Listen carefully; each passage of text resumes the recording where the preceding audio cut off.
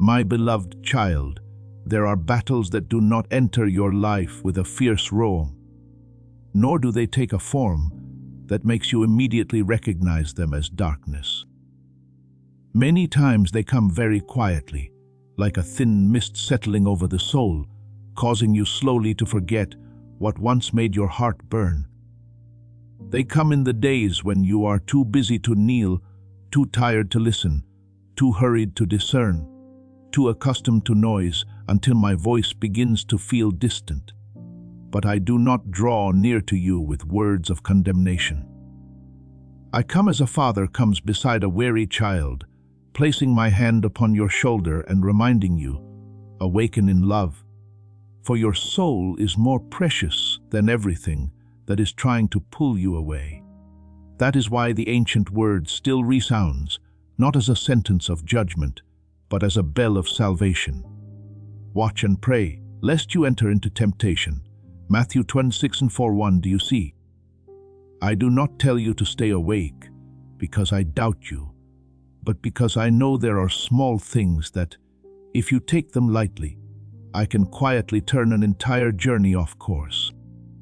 Do not think that only great falls can cause your soul to drift far from me. There are very small steps backward, so small that you tell yourself they do not matter.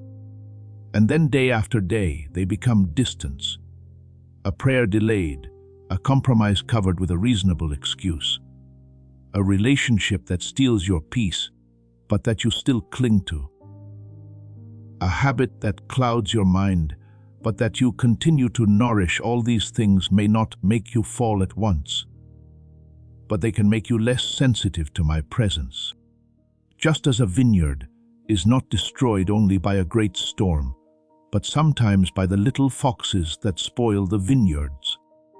Song of Songs 20:15. Your spiritual life also needs to be guarded in the things that seem small. I do not want you to live in fear, but I want you to live in holy clarity, knowing how to recognize what nourishes your soul and what is draining the life within you. And when I remind you in this way, do not bow your head in shame. For I do not look at you with disappointment. I see the days when you tried to stand firm, though no one knew. I see the moments when you wanted to give up yet still whispered my name. I see even the hidden battles you have never told anyone about. The times you smiled outwardly while trembling within. My child, I know you are standing in a battlefield that is not easy. But I also know what I have placed within you. Your strength does not come from your fragile willpower, but from my grace that is lifting you up with every breath. As it is written, my grace is sufficient for you, for my strength is made perfect in weakness. 2 Corinthians 12:9.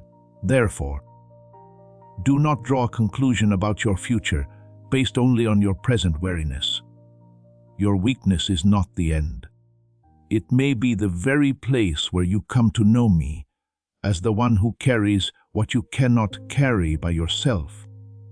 Remember Eli, my servant, who once stood before the prophets of Baal as fire came down from heaven, yet afterward became so weary that he fled into the wilderness and asked to die. Do you see? Even one who had witnessed great power could become exhausted, confused, and convinced he was alone. But I did not come to Elijah with harsh rebuke.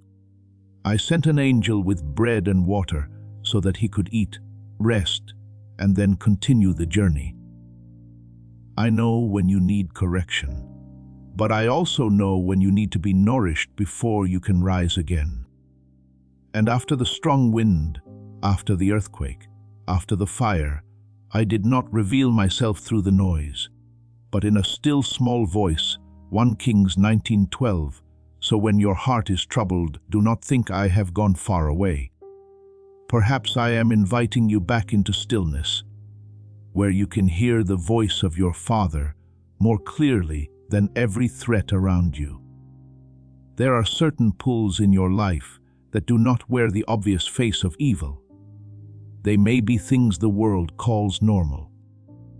conversations that leave your heart heavy, places that cause the light within you to grow dim, praises that make you forget humility, or pressures that make you trade your peace in order to be accepted. But you were not created to live like a leaf carried away by the wind. You belong to me, and what belongs to me must be kept in the light above all else. Guard your heart, for everything you do flows from it. Proverbs 4:23. I am not telling you to close your door to everyone, but I am teaching you to discern what is allowed to enter the deepest place of your soul. Your heart is holy ground. Not every voice has the right to sow seed there. Even so, I do not want you to turn watchfulness into a heavy burden. To be watchful does not mean you must tense yourself and observe everything in fear. To be watchful is to stay near enough to me that you recognize when peace begins to leave your heart. It is knowing when to stop as your soul begins to run dry. It is returning to prayer before the chaos within becomes a wrong decision without. It is allowing my word to shine into every hidden corner like a lamp set upon the path. For your word is a lamp to my feet and a light to my path. Psalm 119:1-5. When you remain in that light, you do not need to see the entire long road ahead. You only need the next step to be illuminated, and I will lead you from one step to the next. My beloved child, do not let weariness convince you that you have failed. Weariness only shows that you need to return to the source of strength, not to return to condemnation. When your body is weak, rest in me. When your mind is troubled, give me the thoughts that keep circling within you. When your soul is dry, let me lead you to the living waters. I have spoken. Come to me, all you who labor and are heavy laden, and I will give you rest. Matthew 11:28. You do not need to come to me wearing the appearance of false strength. Come to me in truth. If you are trembling, come if you are overwhelmed. Come if you do not know how to pray. Simply place your heart before me, for even your sighs are not overlooked by me. I go before you into places you have never been to make a way through what you thought was impossible. I walk beside you in the hours when you feel weak to lift you with an arm that never grows weary. I also go behind you, protecting what you cannot see, mending the gaps you did not know had been wounded. Therefore, when you feel as though you must hold everything together alone, remember that this is not the truth. The Lord will fight for you. You need only to be still. Exodus 14:14 is not a call for you to give up, but an invitation for you to stop panicking, to stop taking my place, to stop believing that everything will only remain secure if your hands never let go. There are battles in which you must stand firm, but there are burdens that only I have the authority to carry. So today I am not calling you back with thunder, but with love. Return to the place of prayer, not as one who is being forced, but as a child coming home. Release the things that are pulling you away from your calling. Not because I want to take your joy from you, but because I want to restore to you a deeper life. Guard the small habits, the small choices, the small thoughts. Because it is within those small things that either the light is nourished or darkness finds an opening. You have not been abandoned by me in this process. I am teaching you to walk with gentle watchfulness, with enduring faith, with a heart no longer controlled by what is outside of it. Rise, my beloved child, not to prove that you have never been weak, but because you have been upheld, not to continue by your own strength, but by the presence that is covering you. And when you turn again to hear my voice, you will realize I have never gone far away. I am still here, still calling you with love, still fighting for you, and still leading you into the peace that no force can steal from my hand. My beloved child, there are cries that never rise as audible sound, yet still touch the heights of heaven. There are nights when you turn your face toward the darkness, letting your tears fall upon your pillow with no hand to wipe them away. No one to ask, no eyes to know that inside you are breaking into small pieces. You thought that pain passed away like the night mist, unnoticed, unrecorded, leaving no trace, carrying no meaning beyond the weariness you had to bear alone. But I speak to you with the tenderness of a father who never takes his eyes off you.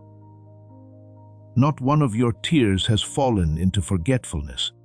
When your heart could not speak, your tears spoke.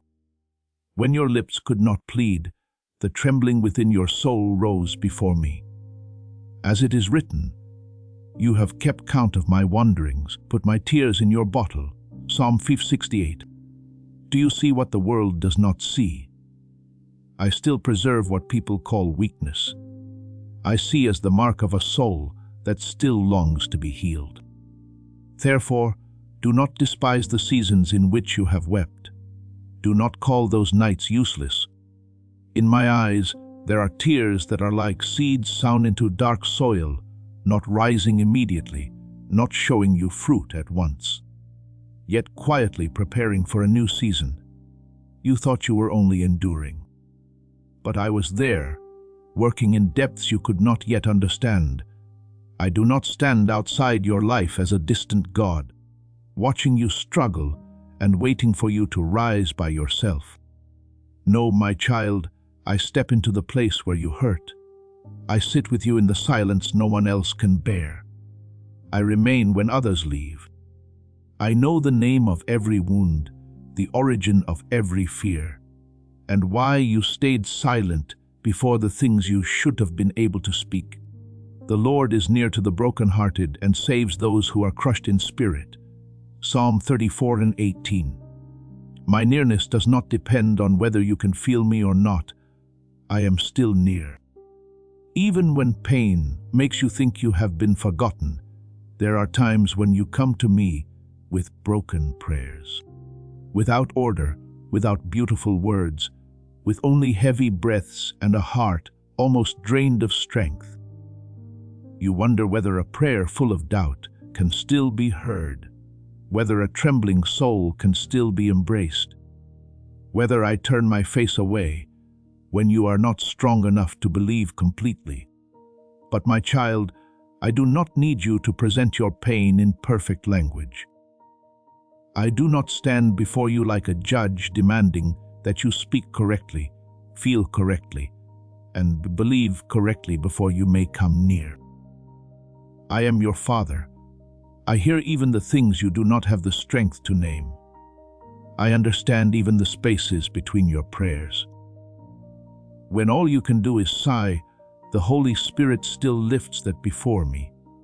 For the Spirit Himself intercedes for us with groanings too deep for words. Romans 8:26. You are not excluded from love because you are weak. It is precisely in the place of your weakness that I bend down closer. Remember Hannah, the woman who carried her hidden sorrow in her heart and brought it before the temple. She did not pray like someone performing faith for others to see. She was in such pain that her lips moved, yet no sound came forth. So much so that Eli the priest thought she was drunk. But I did not misunderstand her. I saw what lay behind that silence. I saw the shame, the longing, the years of endurance, and the sincerity of a heart being poured out before me. When Hannah left the place of prayer, her face was no longer sad as before, because a soul that has been heard by me begins to receive peace even before the answer appears. Then at the appointed time Samuel was born not merely as a child, but as a sign that silent prayers never vanish into emptiness. My beloved child, that story is not only about Hannah. It also speaks to you, telling you that I know how to turn tears into life, humiliation into testimony, and the very place where you once hurt the most into the place where grace begins to speak. Perhaps in the days when you lost your way, you searched for love in places that could not nourish your soul. You gave your heart to things that only promised temporary warmth, yet left within you an even deeper emptiness. You allowed a few glances, a few words, a few relationships, a few failures to define your worth.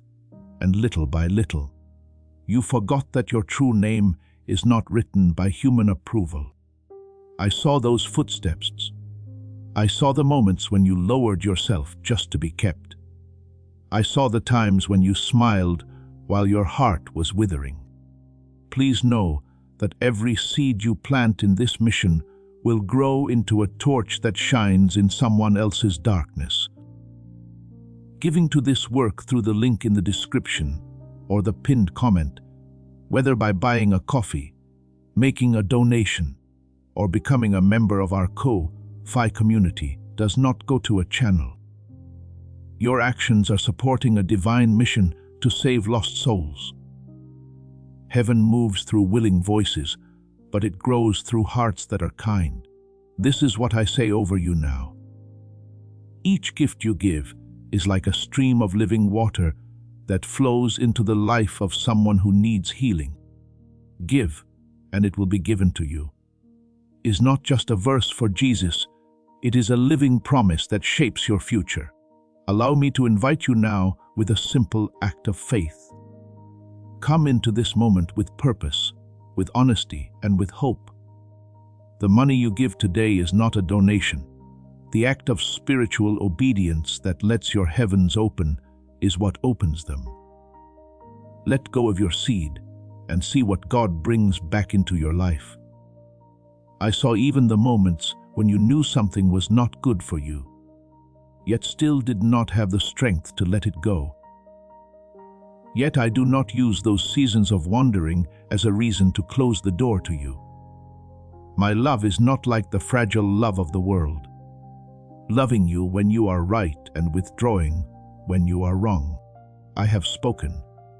I have loved you with an everlasting love. Therefore I have drawn you with loving kindness. Jeremiah 31:3, I draw you not with the cords of shame, but with a mercy gentle enough to heal and strong enough to bring you home. Do not think that because I see everything, you must run away in fear. It is precisely because I see everything that you can stop hiding. I know the places you have gone, the things you have tried to cling to, the decisions you wish you could make again. But I also know that there is still a deep part of you turning toward the light. And my child, even one small ray of return is not taken lightly by me. The prodigal son did not come home carrying proof that he had repaired everything. He came only with a broken heart and one step turned toward home. While he was still far away, the father ran to embrace him. Luke 15:20. This is what I want you to understand. I do not wait for you to make yourself worthy before I open my arms. My arms are the place where your dignity is restored. The new robe is not given after you have proven yourself long enough. The new robe is given because you are a child and the Father's house still has room for you. From now on, when old memories try to convince you that you are only the sum of your falls, let my voice speak louder. You are not the pain you have endured. You are not the place where you once searched for love in the wrong way. You are not another person's rejection, nor are you the dark nights that once made you cry until you had no strength left.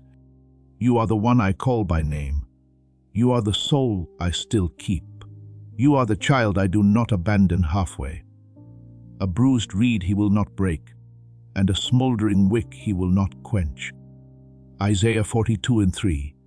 If there is only a small spark left within you, I can still breathe it into flame. If your heart has only one quiet whisper left, help me. I still hear it like a bell ringing in heaven. So come near to me without needing to decorate your pain.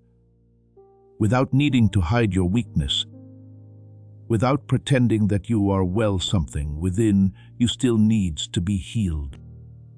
Let me touch the places you have locked away. Let me wash away the false definitions life has placed upon you.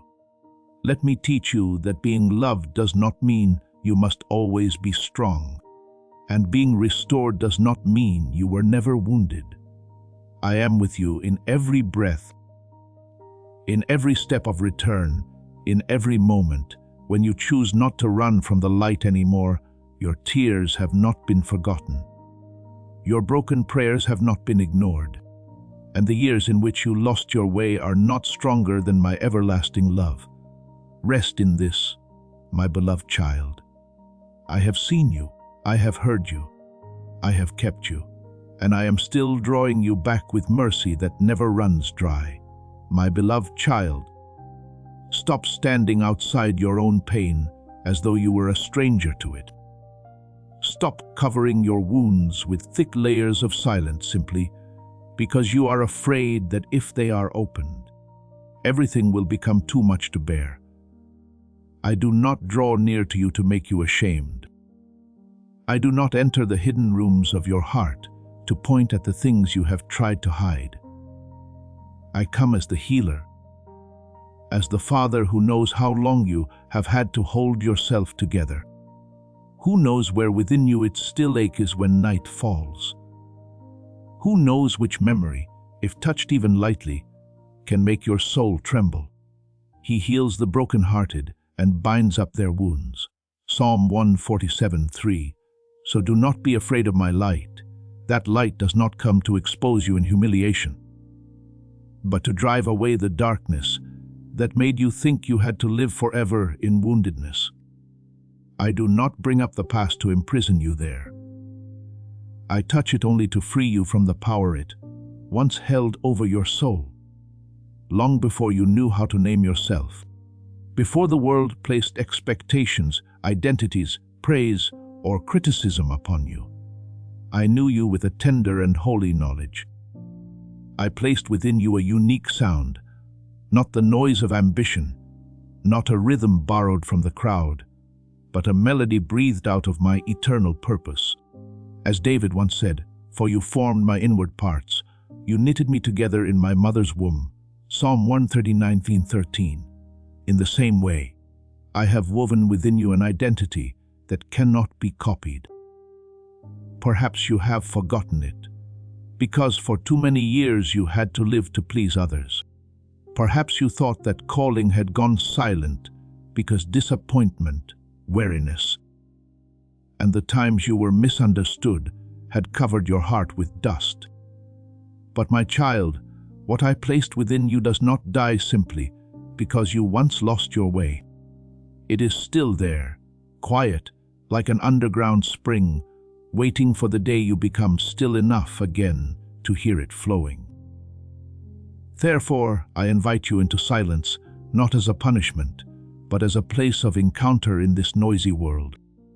You have heard too many voices telling you to be faster, stronger, different, more visible, and more proven.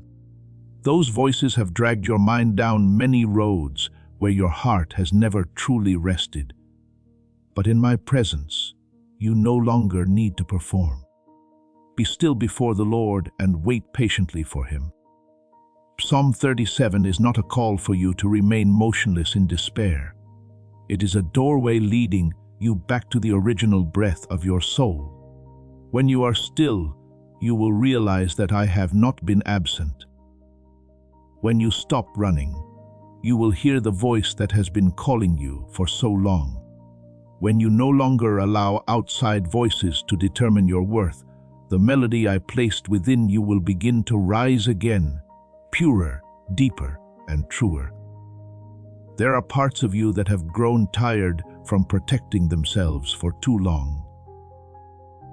You learned how to smile when your heart was breaking, how to say, "I'm fine," when everything inside you only wanted to be held, how to be so strong that you forgot you also needed to be cherished. But I did not create you to live forever behind fortified walls. Some walls once helped you survive, but if you keep them too long, they will also keep love from entering. I am not breaking you. I am dismantling what has imprisoned you. I do not force your heart open with harshness. I stand there patiently until you recognize that my arms are a safe place. Perfect love casts out fear, 1 John 4:18, and my love for you does not merely soothe your crying. It teaches your soul to stop trembling before true closeness. When you remain in my arms, healing will not always come like a flash of lightning that makes every memory disappear in a single moment. Many times it comes like the dawn, very gentle, very slow, yet certain. At first, you only notice that you can breathe a little more deeply. Then you realize that something that once wounded you no longer controls you as it did before. Then you begin to distinguish between the voice of the past and my voice. Then you learn how to forgive without denying the truth, how to let go without losing your dignity, how to move forward without needing to prove to anyone that you have healed. If anyone is in Christ, he is a new creation. The old has passed away. Behold, the new has come. 2 Corinthians 5:17. That newness is not an outer garment placed over you. It is the living stream I caused to rise from within. In the very place where you once thought only ruins remained, do not quickly lose heart if there are days when you still feel pain. A wound that is healing can still ache when it is touched. But that does not mean you have not moved forward. I am teaching you to see healing with patient eyes. You are no longer someone owned by the past. Even if memory still knocks at the door at times, you are no longer the child who must ask fear for permission to live. Even if your heart still trembles sometimes, you are no longer the one abandoned halfway. Even if on some days you cannot yet see the whole road ahead, I am here, not distant, not waiting for you to become perfect before I love you, not demanding that you repair yourself completely before you may come near. I will never leave you nor forsake you. Hebrews 13:5. That word does not change according to your emotions, nor does it grow weaker in the seasons when you do not yet fully understand my heart. Now let me restore within you the sense of belonging. You are not a stranger before me. You are not a soul who must stand outside the threshold, looking at grace as though it were something meant for someone else. You are my child, even when you cannot yet fully feel this embrace. My arms are still open. Even when you still hesitate, my love does not withdraw. Even when you only dare to take one small step, heaven still recognizes the direction of your return. Let my presence enter the place where you hurt the most, not to break you further, but to uproot the lie that you cannot be restored. Let me enter the place where you are most weary, not to demand more from you, but to teach you how to rest in a strength that does not come from yourself. Let me enter the place you have hidden most deeply, not to expose you before the world, but to return to you freedom in the light. And as you are gradually healed, the old melody within you will rise again with a new tone. It will no longer be the innocent song of one who has never known pain, but the song of a soul that has passed through darkness and yet has not been swallowed by it. It will carry the tenderness of mercy, the depth of faith, the light of one whom I have lifted up. You will not only be comforted, you will be transformed. You will not only survive, you will become a sign of grace. I was here from the beginning when you did not yet know that I was weaving you together.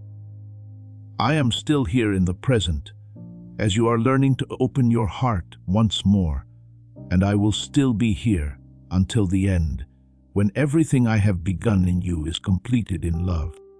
Come near, my beloved child. Be still in me. Listen again to the music of your soul. It has never been lost. It has only been waiting to be awakened by the hand of the Father, the one who loved you first and will love you forever. My beloved child, I do not call you back with threats, nor do I draw you back with the chains of condemnation. I do not want you to return as a trembling soul, merely afraid of being punished. Nor do I want you to come near to me as someone forced to kneel before a stranger. I call you with love, with a gentle sound that once touched your heart in the beginning, when your heart still knew how to tremble before my presence, when a simple prayer was enough to make your eyes shine again, when you had not yet learned to hide your holy longing beneath the garments of business and self-protection. Remember, my beloved, not so that you may grieve over the days that have passed, but so that you may recognize the precious thing that has never been lost. I once spoke to the church in Ephesus that they had left their first love. Revelation 2:4. But that word was not only a warning, it was also an invitation to return to the first flame. The door has not closed. My hand has not withdrawn. My voice is still near enough for your soul to hear, if you will stop in the midst of the noise. There have been years when the world told you too many things about yourself, so many that you began to forget my voice. It told you that your worth was found in achievement, in recognition, in how many people needed you, how many eyes acknowledged you, how many results could be measured. It taught you to run, then blamed you for being exhausted. It taught you to prove yourself, then made you afraid that you were still not enough. It placed narrow molds upon you. While I created you with a purpose wider than every human standard, before anyone called you a failure, I called you beloved. Before anyone made you doubt your light, I placed that light within you. Before I formed you in the womb, I knew you. Jeremiah 105. You did not begin with the world's assessment. You began with my knowing. And what I know about you is deeper than every word people have ever spoken. Therefore, do not let ordinary life swallow your soul. I did not place you in this world merely so that you would wake up, work, worry, grow tired, and repeat your days like a shadow passing over the earth. As this awakening grows inside you, know that helping with this mission is not a joke. It is a sign from God. You can support this work through the link in the description or the pinned comment, whether by buying a coffee, making a donation, or becoming a member of our Ko-Fi community. By doing so, you become part of Jesus' plan to save souls who are still stuck in fog. Every seed turns into light that fights against darkness. If you water others, you will be watered yourself, Jesus says. This is not history, it is a living promise about your future. Come into this moment with faith and a plan. What God has already planned for your life can be unlocked through your giving. You were not created to quietly exist in depletion and then call that maturity. There is a deeper life that I have placed within you, a spring that does not depend on perfect circumstances. I have spoken, I have come that they may have life, and have it abundantly. John 10:10. That abundant life does not always appear as outward ease, but as an inner life that is not hollowed out by pressure, not led astray by noise, not extinguished simply because the days have grown heavy. I want you to live, not merely function. I want you to be awake, not merely busy. I want you to walk as one who knows where they belong, not as one who must invent a reason to keep going. Therefore, when you do good and do not yet see the result, do not quickly conclude that it is meaningless. When you love and are not answered in a worthy way, do not let your heart grow cold when you are faithful in small things and no one recognizes it. Do not let the silence of others make you question the value of obedience. The harvest does not come the moment the seed falls into the ground. There are things that must be covered, must endure rain and sun, must wait for the appointed time before they rise from the earth. Let us not grow weary while doing good, for in due season we shall reap if we do not lose heart. Galatians 6:7-9. That word does not promise that you will never grow tired, but it does promise that faithfulness is not forgotten by me. The good things you do in secret may not immediately change the world, but they are keeping you within my flow, and a life that remains within that flow is never useless. Perhaps you once thought that in order to influence this life, you had to become great in the eyes of others. But I often work through small things offered with a sincere heart. A cup of cold water given to one of the little ones is not despised by me. An act of forgiveness that no one knows about can break a chain of pain passed down from generation to generation. Patience within a family, a prayer in the night, a choice not to retaliate, an act of kindness when your own heart is tired. All of these carry weight in the kingdom of heaven. He who is faithful in what is least is faithful also in much. Luke 16:10. You do not need to wait for a great stage before you begin to live according to what I have placed within you.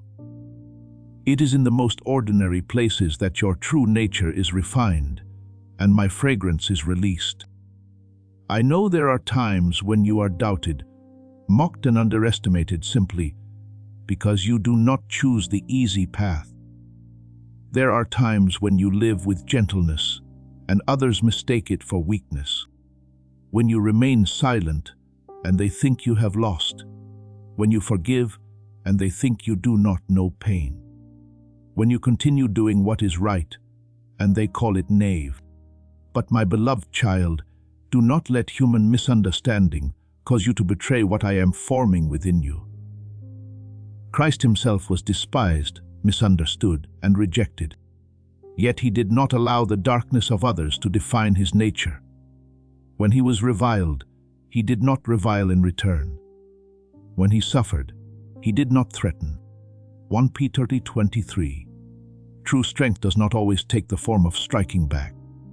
Sometimes true strength is still keeping love when you have enough reasons to become bitter. Still keeping purity when the world invites compromise. Still continuing forward when your heart only wants to sit down in the middle of the road. Now I call you back not only to remember a beautiful past, but to reconnect with the flow that once made your soul alive. First love is not a distant memory for you to grieve over. It is a flame that can be lit again. Return to the place where you once knew me. Not by theory, but by nearness. Return to prayer that needs no decoration. Return to simple obedience. To joy in what is pure, to eyes that know how to recognize grace in ordinary days. If ashes have covered the altar of your heart, I can still breathe the flame back to life. If you have gone far from that memory, the way home has not disappeared. Return to me, and I will return to you. Zechariah 1:3. Not because I ever abandoned you, but because I want you to recognize again the presence you had lost the ability to feel. My beloved child, do not fear that it is too late for you to live according to what I have sown within you. Do not fear that the years of depletion have taken away every opportunity. I am the one who renews seasons, the one who calls sleeping seeds to rise, the one who makes streams flow in the wilderness and opens a way through the deep sea. What I placed within you can still bloom, but you must stop calling weariness your destiny and stop calling numbness peace. Let me awaken you. Let me remind you that you are not a shadow passing through this life, but a lamp placed on a stand to shine in the very place where I send you. Love with a love that is not impoverished by calculation. Do good when no one is watching. Create beauty in the land where you are now. Stand firm, not to prove that you are strong, but to testify that I am faithful. And when you live in this way, each ordinary day will no longer be a meaningless cycle, but holy ground where my life flows through you quietly yet powerfully, gently yet impossible to extinguish. My beloved child, there are things I can do for you. By my power and my mercy, I can make a way where there is no way. Calm the storm that is roaring around your life. Heal the places you thought no longer had hope, and call light to rise even in the darkest valley. But there is one thing I do not force within you, and that is the opening of your heart. I did not create you as a door to be broken open by power, but as a soul invited to enter love willingly. True love does not use fear to possess, pressure to break, or condemnation to draw you back. True love stands there patient, high, enduring, knocking on the door of your heart with tireless gentleness. As it is written, behold, I stand at the door and knock. If anyone hears my voice and opens the door, I will come into him.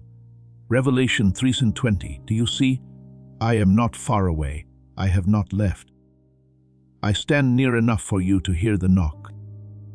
Yet, I love you deeply enough not to invade what you have not yet been willing to surrender. Perhaps you have grown used to living with closed doors. There are rooms within your heart that were once wounded so deeply that you thought shutting them away was the only way to stay safe. You locked away memories, locked away trust, locked away the ability to love, and even locked away the dreams I once placed within you. Then over time, you began to think those bolts were normal, to think numbness was peace, to think no longer expecting anything was wisdom. But I speak to you with the tenderness of a father. You were not created to live inside a dark inner house where every window is covered because you fear the light will hurt. My light does not come to burn you. It comes to show you where dust needs to be wiped away, where wounds need to be anointed, and where treasures have been forgotten beneath layers of fear. God is light, and in him is no darkness at all. 1 John 1:5. And when you turn your face toward me, you do not step into exposure for condemnation, but into truth for freedom. Remember the paralyzed man who lay beside the pool of Bethesda for 38 years. He was near the place where people believed healing could happen. Yet he had lived so long in helplessness that his pain had become the way he saw himself. When Christ came near, he did not begin with a long sermon about the man's mistakes, nor did he use his weakness to shame him. He asked a question that went straight to the center of the will. Do you want to be made well? John 5:6, my beloved child, that question was not asked because I do not know your pain, but because I want you to recognize that there are times when healing not only needs to be given, but also received. That man had to hear the call, rise up, take up his bed and walk. In the same way, I can bring restoration. But you must stop agreeing with the old mat of condemnation. I can speak life, but you must stop lying forever in the old definition of yourself. Therefore, today I am not merely speaking to you about the beautiful image you may become as some distant comfort. I am calling you to step into that image through a real action. Even if it is small, even if it trembles, even if you do not yet fully understand what waits ahead, you have heard much about how you can be healed, renewed, and live differently. But now you need to let that word move from your ears into your heart, from your heart into a choice, and from that choice into a step. Be doers of the word and not hearers only, deceiving yourselves. James 1:22. I am not telling you that you must change everything in one day. I am not placing a mountain before you and then blaming you because you cannot cross it immediately. I am simply inviting you to do the next thing in the light. Open your heart a little. Pray one honest prayer. Release one thing that is pulling you away from me. Face one truth you have avoided for too long and reach your hand toward me, instead of withdrawing into familiar darkness.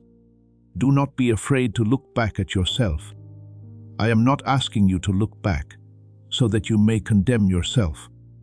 Count every mistake and use them like stones to throw at your own soul. I am asking you to look back so that you may see something far more wondrous. In every season when you thought you were alone, I was still present. In the season of your innocence, I protected you. In the season of your wandering, I still called you. In the season when you tried to save yourself by your own strength, I still stood near. In the season when you thought you had gone too far, my mercy still kept a way for you to return. When you look back with me, the past is no longer a prison. It becomes a map of mercy. We know that all things work together for good to those who love God. Romans 8:28. Not everything was good, my child, but in my hands. Even broken pieces can be used to form a testimony of grace. There were times when you avoided the true image of yourself because you feared that, if you looked directly, you would see only lack and failure. But I see you differently. I do not see you through the distorted mirror of shame. I see you through the purpose I placed within you from the beginning. You do not need to run away from yourself in order to be loved. You do not need to deny your weakness in order to be accepted by me. You do not need to become a hardened version of yourself, unable to feel pain, unable to need anyone in order to prove that you are worthy. Man looks at the outward appearance, but the Lord looks at the heart. 1 Samuel 16:7, I see even the things you have done wrong, but I also see the good seeds still buried deep beneath the soil. I see the wounds, but I also see the life that can rise again.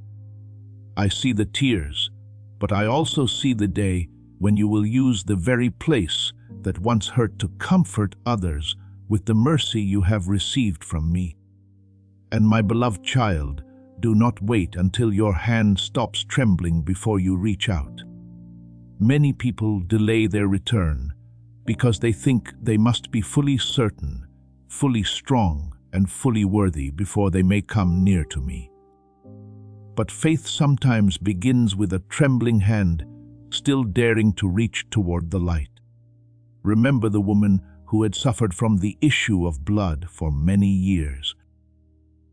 The woman who pressed through the crowd just to touch the hem of Jesus' garment. She did not come with an appearance of strength, with status, or with an eloquent prayer. She came in weakness, with fragile hope. Yet she reached out her hand and power touched her. Christ did not allow her to disappear into the crowd in shame, but called her daughter and said, "Your faith has made you well." Mark 5:34. Do you see? One sincere touch can open what many years of endurance could not resolve on their own. I was there before you knew how to reach your hand toward me. I had prepared grace before you knew you needed help. I saw your returning footsteps before you had the courage to rise when you thought you were searching for me.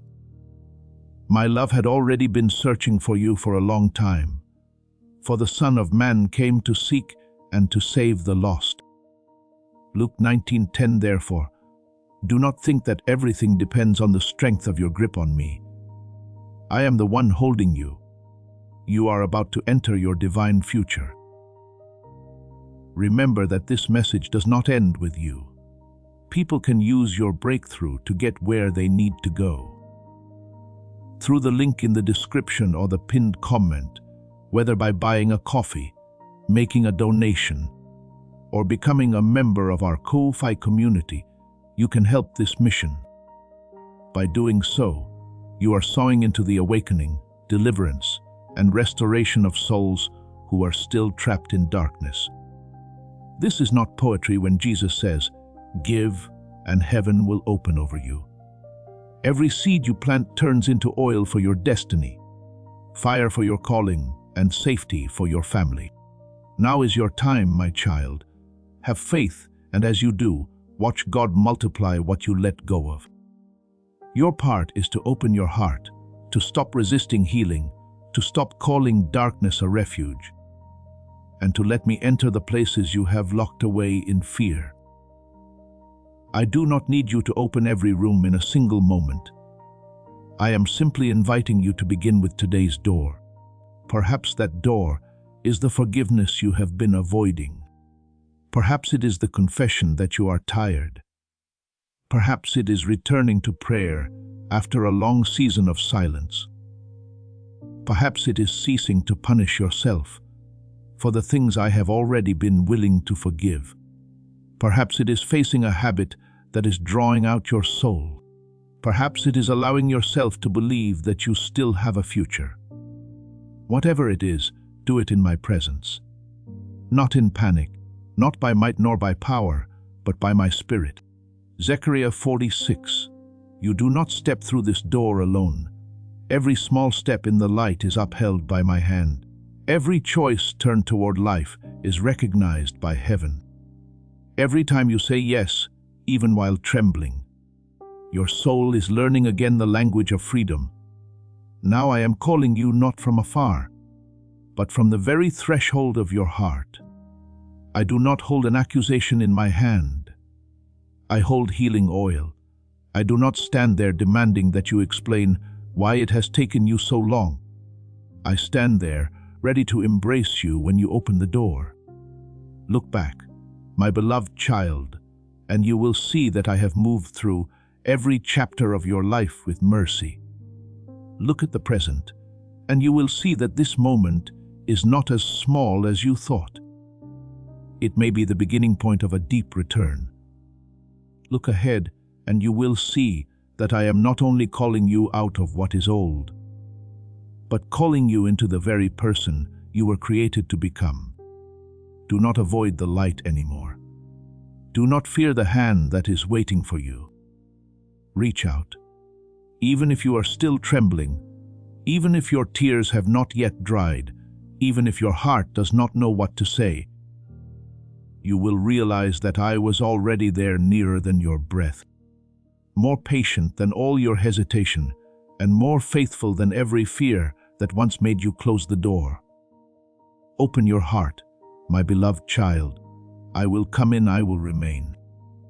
And the place within you that was once shut away will become the place where life begins to speak. My beloved child, amid all the voices pulling your mind in many directions, amid judgments, fears, old memories, and whispers that make you doubt yourself, I am still speaking to you with a sound that is gentle yet never weak. You belong to me. Before the world knew how to define you, I called you with love. Before any mistake had time to cast a shadow over your journey, I placed a purpose within you. Before you heard the words that caused your heart to shrink back, I wrote the mark of life upon your soul. You are not an accident thrown into this life to search for meaning in the midst of chaos. You are not the result of what has been broken. You are not the product of pain, failure, or the seasons when you went the wrong way. I have spoken, for I know the plans I have for you, plans for peace and not for evil, to give you a future and a hope. Jeremiah 29:11. That word is not a fragile comforter. It is a rock beneath your feet when every other word tries to make you fall. Perhaps you have lived beneath what I placed within you, not because you lack worth, nor because you are unable to enter a deeper life, but because you have believed for too long in things that did not come from me. There are lies that do not shout like enemies. They repeat themselves softly through the years until you begin to think they are the truth. They say that you are not good enough, not clean enough, not strong enough, not lovable enough, not chosen enough. They cause you to shrink back in order to avoid being wounded, to lower your dreams so you will not be mocked, to live as though the light within you were something too fragile and had to be hidden. But my beloved child, darkness does not need to bind you with iron chains if it can persuade you to lock yourself away with doubt. Therefore, I come not to make you afraid of the battle, but to awaken you from the sleep of false beliefs. You shall know the truth, and the truth shall make you free. John 80:32. My truth does not merely correct your thoughts, it unlocks your soul. Therefore, do not use your past as evidence against your future. Do not let one season of wandering convince you that your whole life has gone astray. Do not let the words others spoke when they did not understand you become a prophecy over your destiny. Bring every one of those voices before me, and let my words separate truth from falsehood, what belongs to me from what belongs only to fear. No weapon formed against you shall prosper. Isaiah 54:17. Those weapons may have made you tired, made you weep, and slowed your steps, but they do not have the authority to write the ending. I am the one who continues your story. I am the one who called Lazarus out of the tomb when others could only see the sealed stone and the smell of death. I am the one who speaks life into the place that seemed too late. So who can declare that there is no way back for you when I myself am still calling your name today? Open your eyes from the fog that has covered you for so long, not by forcing yourself to become strong in a single moment, but by allowing my truth to soak into every layer of your thoughts. Tell your soul that you belong to me. Remind your heart that you have not been forgotten. Look at your wounds not as signs of abandonment, but as places where I can pour healing oil. Look at the abilities within you, not as something too distant, but as seeds waiting for the light. He who began a good work in you will carry it on to completion. Philippians 1:6. I do not begin anything within you only to abandon it halfway. Delay is not the end. Weakness is not your destiny. Confusion is not your identity. Step into this new day, my beloved child, not as one being dragged by the past, but as one being lifted by mercy. Each day I place before you is not given so you may return to the old rooms of fear, but so you may move into the new thing I am preparing. Perhaps that new thing begins very small. A thought being changed, a prayer being rekindled, a habit being released, a decision no longer to believe the lie, a step taken in truth instead of condemnation. But do not despise small beginnings. Who has despised the day of small things? Zechariah 4:10. In my kingdom, a mustard seed can grow into a tree. A small jar of oil can sustain an entire household. And a trembling yes can open the way to a new journey. I am whispering into you even now. You are mine. Not only when you are perfect are you mine. Not only when everyone recognizes you are you mine. Not only when you no longer have battles are you mine. You are mine in the process of healing. On the day you are still weak, while you are learning to stand again, in the moment when you have only just begun again, receive this word like a mantle covering your soul. Let it replace the old labels of shame. Let it awaken the courage that has been sleeping within you. Rise in truth, not to prove anything to the world, but to walk with me into the life I have ordained. Today's dawn is a doorway. My mercy has opened it before you. Step through it, my beloved child, for on the other side is not the past waiting to capture you, but the new thing I have prepared with my love, my peace, and my eternal purpose. I know there are days when you look around and feel your heart grow small. You see others seeming to move faster, achieve more, receive recognition sooner, appear more certain. And then you begin to wonder whether you are being left behind. But my beloved child, you are measuring your journey with a ruler I never placed in your hand. I did not set you in a race of comparison. I did not create you to become a copy of someone the world is applauding.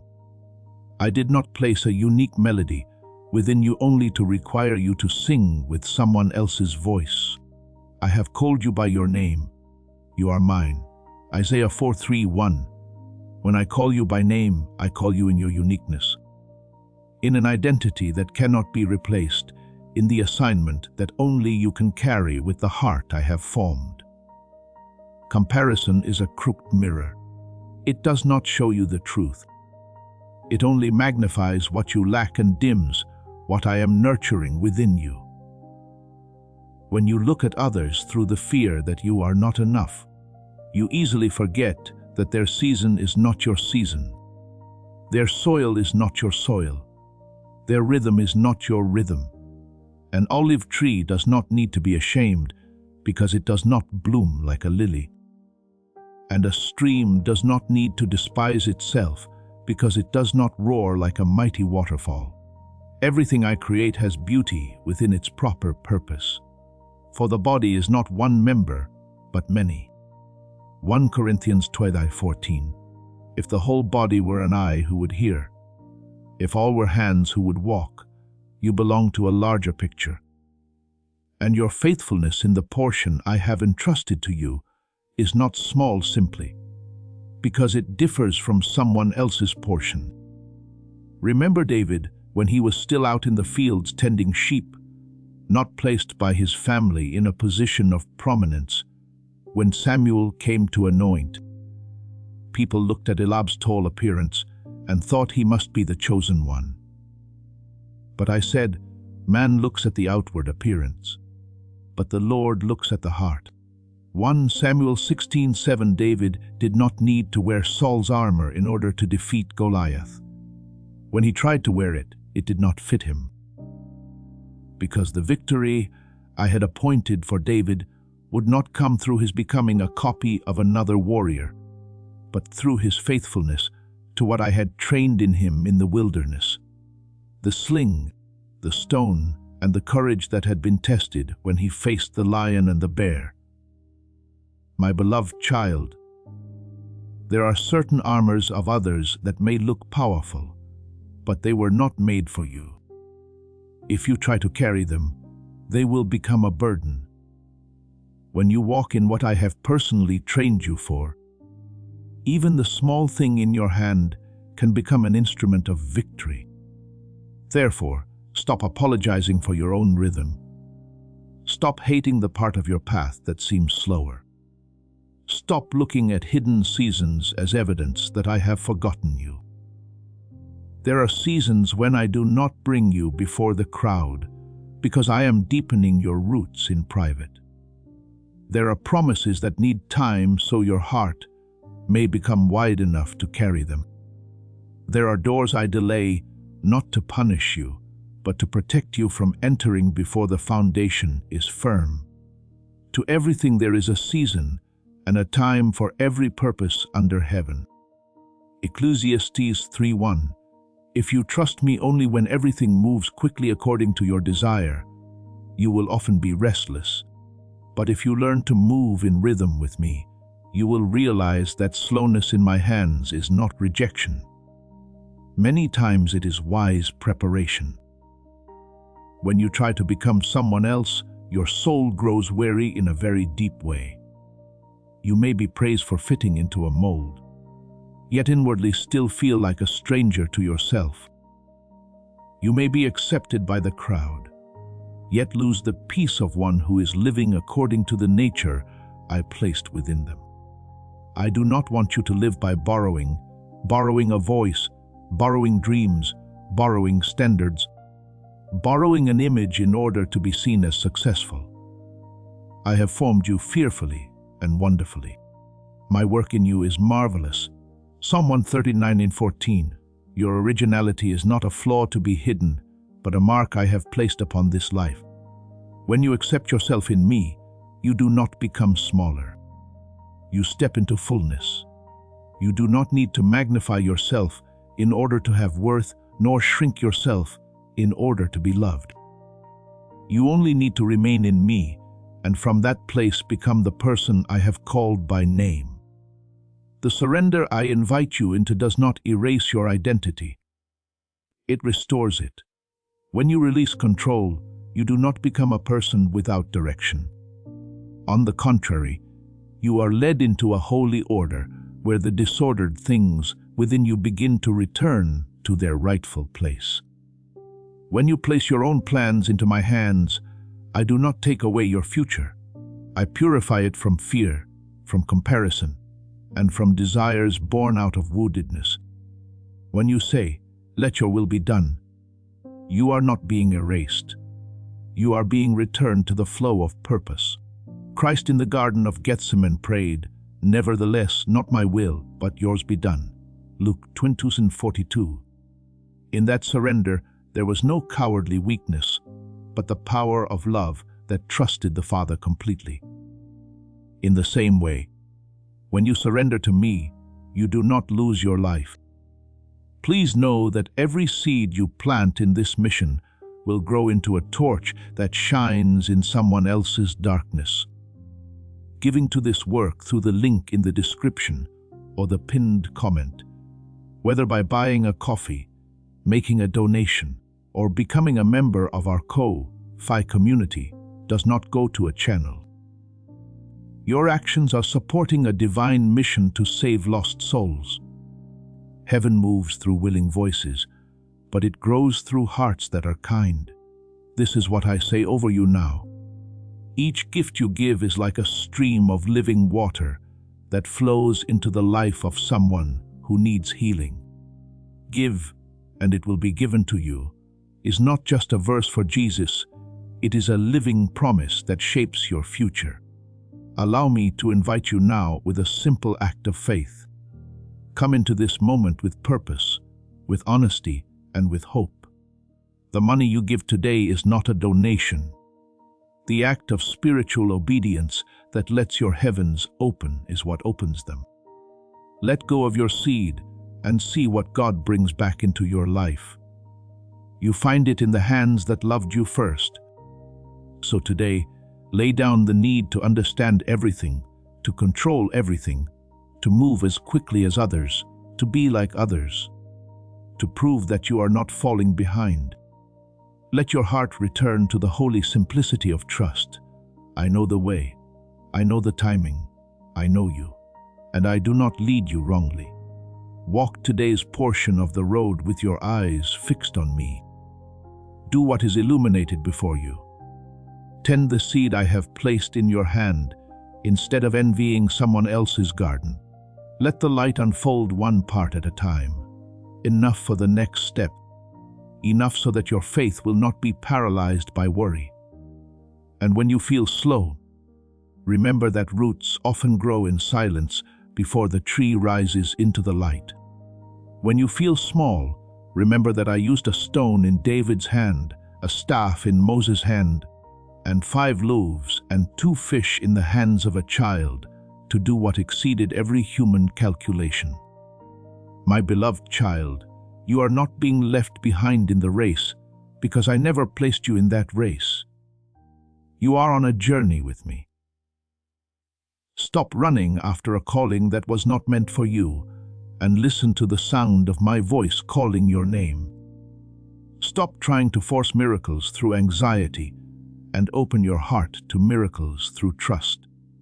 Stop relying on your limited understanding and acknowledge me in every small step.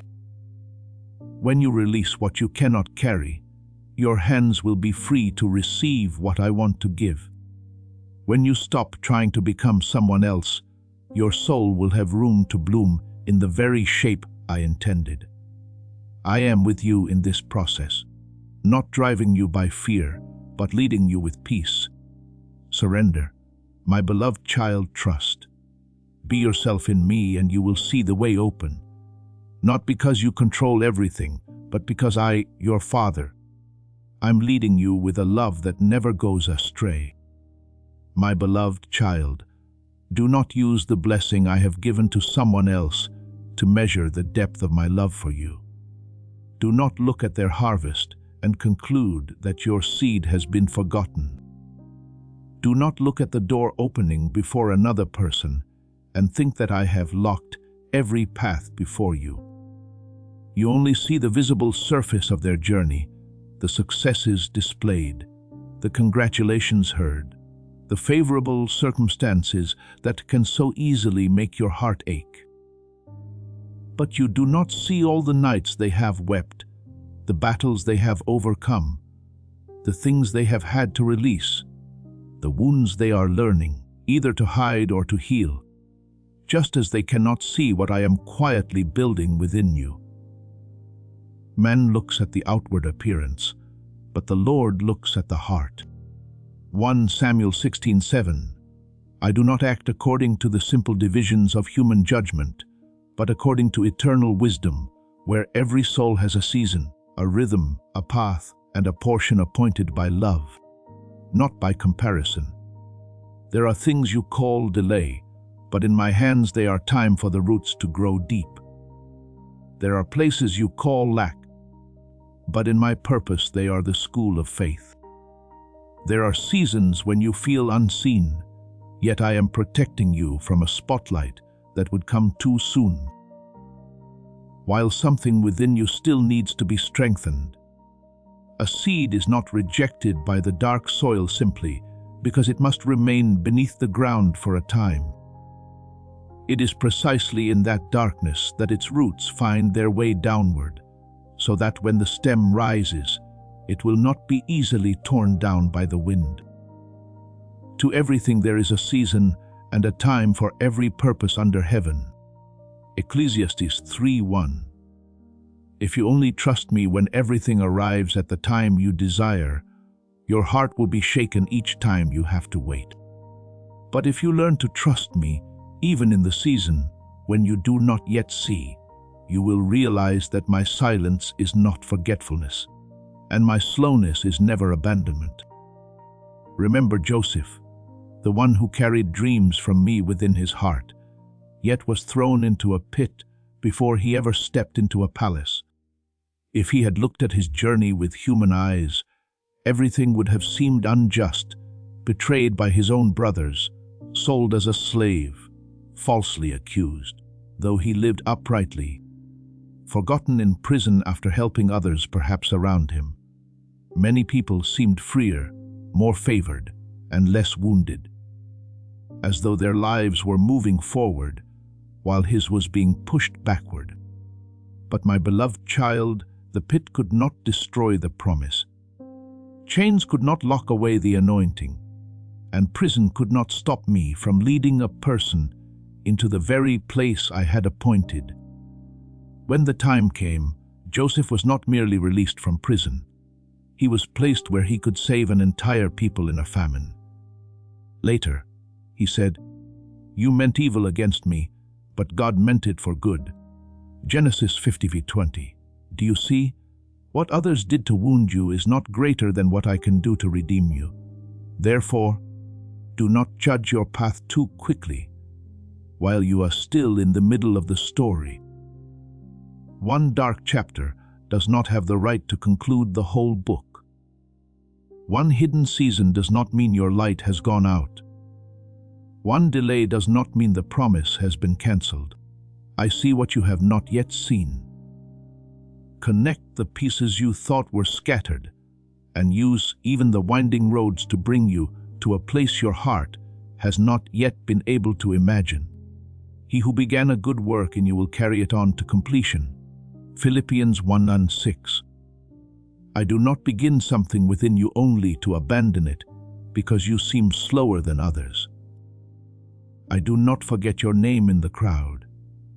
I do not lose the plan for your life simply because you have not yet seen outward signs in my hands. Even waiting has its holy work. Perhaps you are tired because you feel you do not stand out. Perhaps you see others being named, lifted up, and recognized while you are still being faithful in small things no one knows about. But I ask you with tenderness and truth, are you seeking the gaze of people, or are you seeking formation in my hands? Human attention may feel warm for a moment, but it changes with the day, with benefit, with emotion, with what others can see on the outside. But what I form within you has eternal value. Being seen does not always mean being prepared. Being applauded does not always mean being sent. Being lifted up too early without depth within can weary a soul even more than hiddenness. Before honor is humility. Proverbs 15:33. If I am working in the secret place, do not despise that hidden place. Many of the most precious vessels are shaped in the quiet hands of the potter. I have not called you to become fireworks, brilliant for a moment and then gone in smoke. I have called you to become a steady lamp, one that may not astonish the crowd in an instant, but still gives light when the darkness remains long. Fireworks need an explosion to be noticed. A lamp needs oil to be sustained. Therefore, do not ask me only to make you stand out. Ask me to fill you with oil. Do not only ask to be placed high, ask to be strengthened from within. Do not only ask that many people see you. Ask that the light within you will not go out when no one is watching. The light of the righteous rejoices. Proverbs 13:9. And that light does not need to envy another light. Each lamp is placed in its own position for its own darkness in its own appointed time, that I know well. Remember the 5 wise virgins in the story Christ told. They did not merely have lamps. They had oil in reserve when the cry of the bridegroom rang out at midnight. What distinguished them was not the outward appearance of the lamps, but what had been quietly prepared within. Matthew 25:1-13. My beloved child, there are seasons when I do not make you shine brighter before others, because I am adding oil within you. That oil is poured through prayer, through testing, through obedience. When no one is watching, through faithfulness in ordinary days, through the times when you choose gentleness instead of bitterness, truth instead of performance, waiting on me instead of forcing a door open when night comes. What keeps the lamp burning is not the praise of the crowd, but the oil prepared in the secret place. Therefore, do not let comparison steal your peace. Comparison causes you to leave the portion of land I have entrusted to you in order to stand and stare at someone else's garden. It makes you forget to water the seed in your own hand because you are busy counting the fruit on another person's tree. It makes you think I love unfairly when in truth I am tending every soul according to its own need, rhythm, and mission. We have different gifts according to the grace given to each of us. Romans 1:26. No one lacks worth simply because their gift is not the same as another's. No one is forgotten simply because their season of blooming comes later. A flower that blooms in its appointed season does not need to apologize for not blooming sooner. A lamp burning in its rightful place does not need to envy the lamp set higher. What matters is not whom you resemble, but whether you are faithful to what I have placed within you. If today you feel slow, bring that feeling to me instead of letting it become an accusation against you. If you feel small, remember that I often use what is small to shame what seems great. I used the staff in Moses' hand, the stone in David's hand, the handful of flour and little oil of the widow, and the 5 loaves and 2 fish of a child. I do not need you to have a shape that impresses the world before I can use you. I desire a heart that knows it belongs to me, that knows how to listen, that knows how to let me multiply what it offers. He who is faithful in what is least is faithful also in much.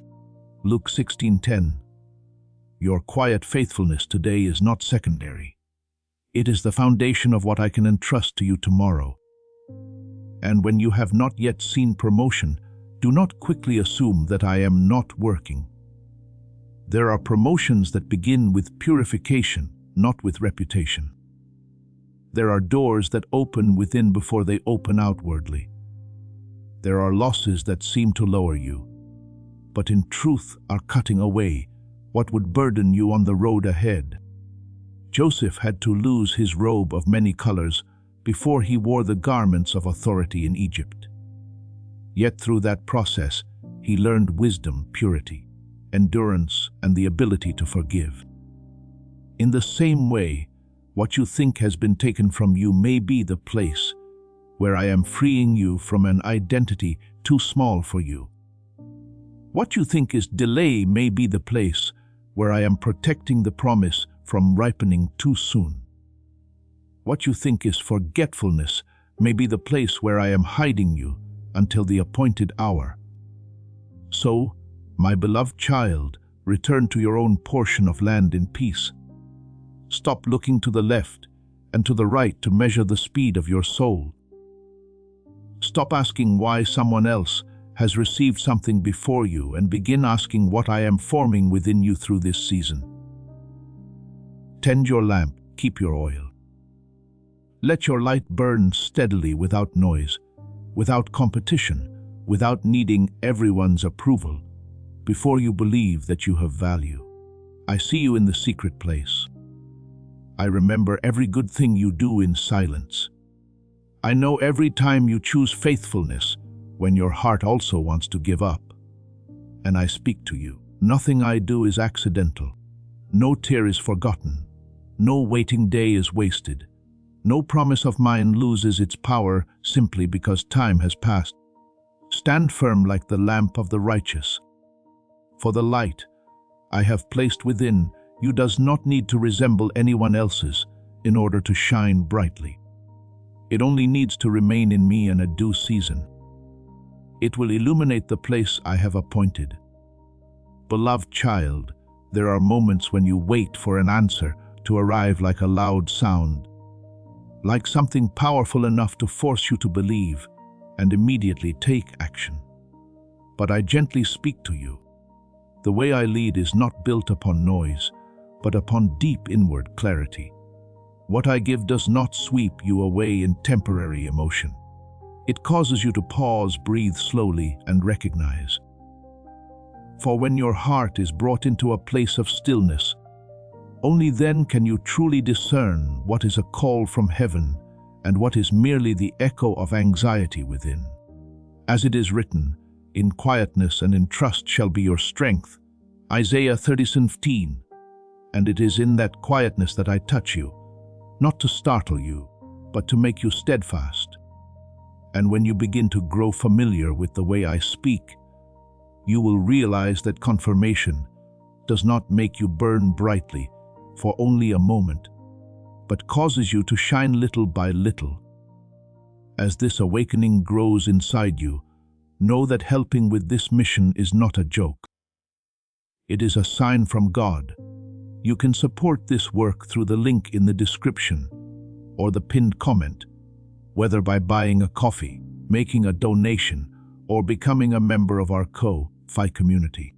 By doing so, you become part of Jesus' plan to save souls who are still stuck in fog. Every seed turns into light that fights against darkness.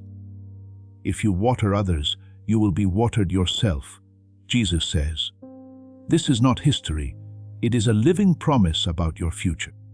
Come into this moment with faith and a plan. What God has already planned for your life can be unlocked through your giving. It is like the dawn, not hurried yet unstoppable. The light gradually spreads, causing everything that was once unclear to become distinct. I do not lead you through pressure, because what is pressured often comes from fear. I lead you through peace, because what comes from me always carries stability. The peace of God, which surpasses all understanding, will guard your hearts and your minds. Philippians 4:7, And when that peace covers you, you no longer need a great sign in order to believe. You know, because your heart has been placed rightly.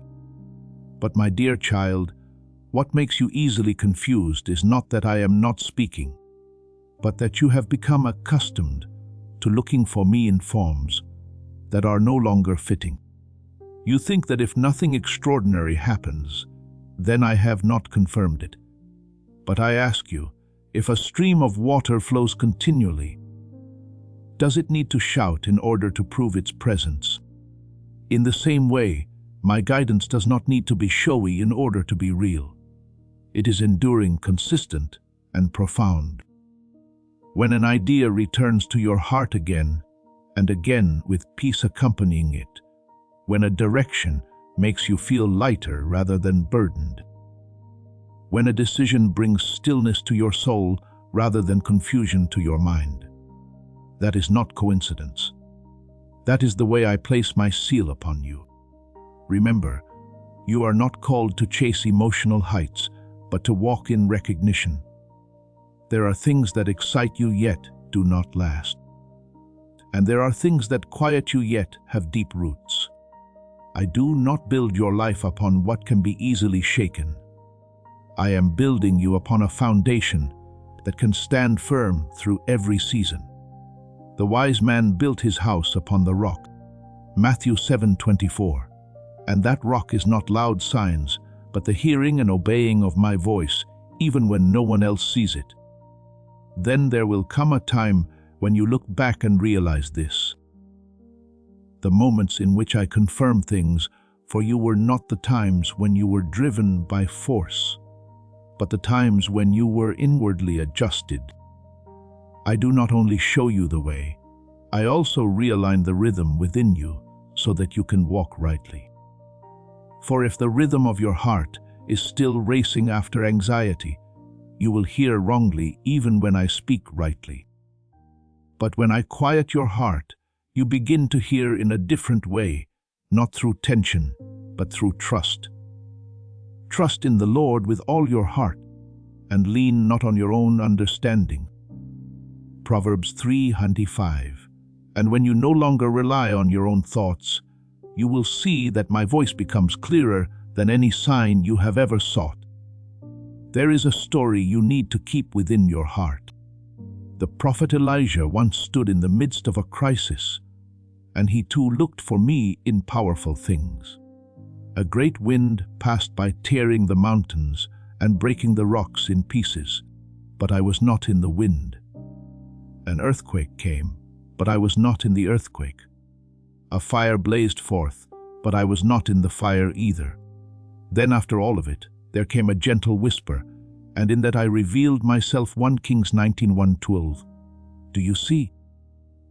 What you thought was too small may be the very place I choose to speak. Not because I am weak, but because I want you to learn to listen by the Spirit, not by agitation. Therefore, do not worry that you will miss me simply because you do not see something great happening.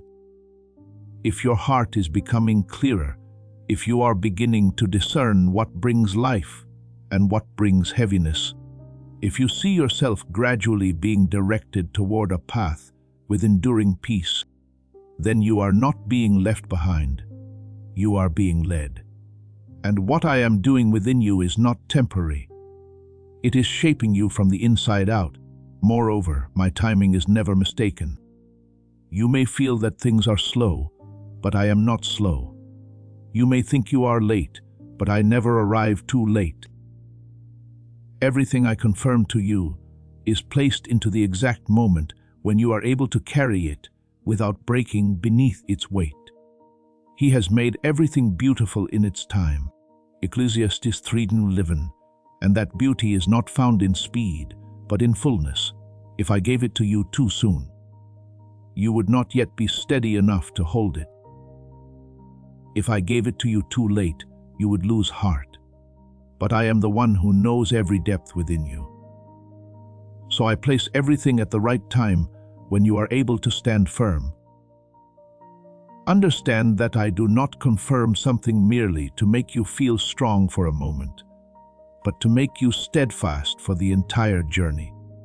What comes from me does not confuse your mind. It brings clarity. It does not make you struggle to hold on. It allows you to rest as you walk. When you are moving in the right direction, you do not need to labor to convince yourself. You simply know that knowing is not loud, but it cannot be shaken. So, beloved child, when you stand before a choice, do not ask what excites you the most. Ask what brings the deepest peace to your heart. Do not search for a loud echo. Seek a deep confirmation. Do not run after outward signs. Listen for the inward adjustment. For I am there not to overwhelm you, but to mature you. And when you learn to recognize me in the silence, you will no longer fear losing your way. Because you will no longer depend on what your eyes can see, but will walk by the recognition that comes from me. Beloved child, understand this clearly from the deepest place of your soul. I never lead you through chaos, nor do I place you at crossroads that leave you confused. Everything I do carries a holy order, a peace with clear direction. When I speak, I do not create pressure that forces you to choose in haste. I quiet your heart so that you can see the way. As it is written, I will instruct you and teach you in the way you should go. I will counsel you with my eye upon you. Psalm 32:8. And that promise is not merely a line of scripture, but a reality actively moving in your life. I teach you, not through pressure, but through gentle yet certain guidance. Therefore, when you find that you are no longer being stretched painfully between many choices, when you are no longer shaken by the voices around you, that is not emptiness. It is a sign that I am establishing clarity within you.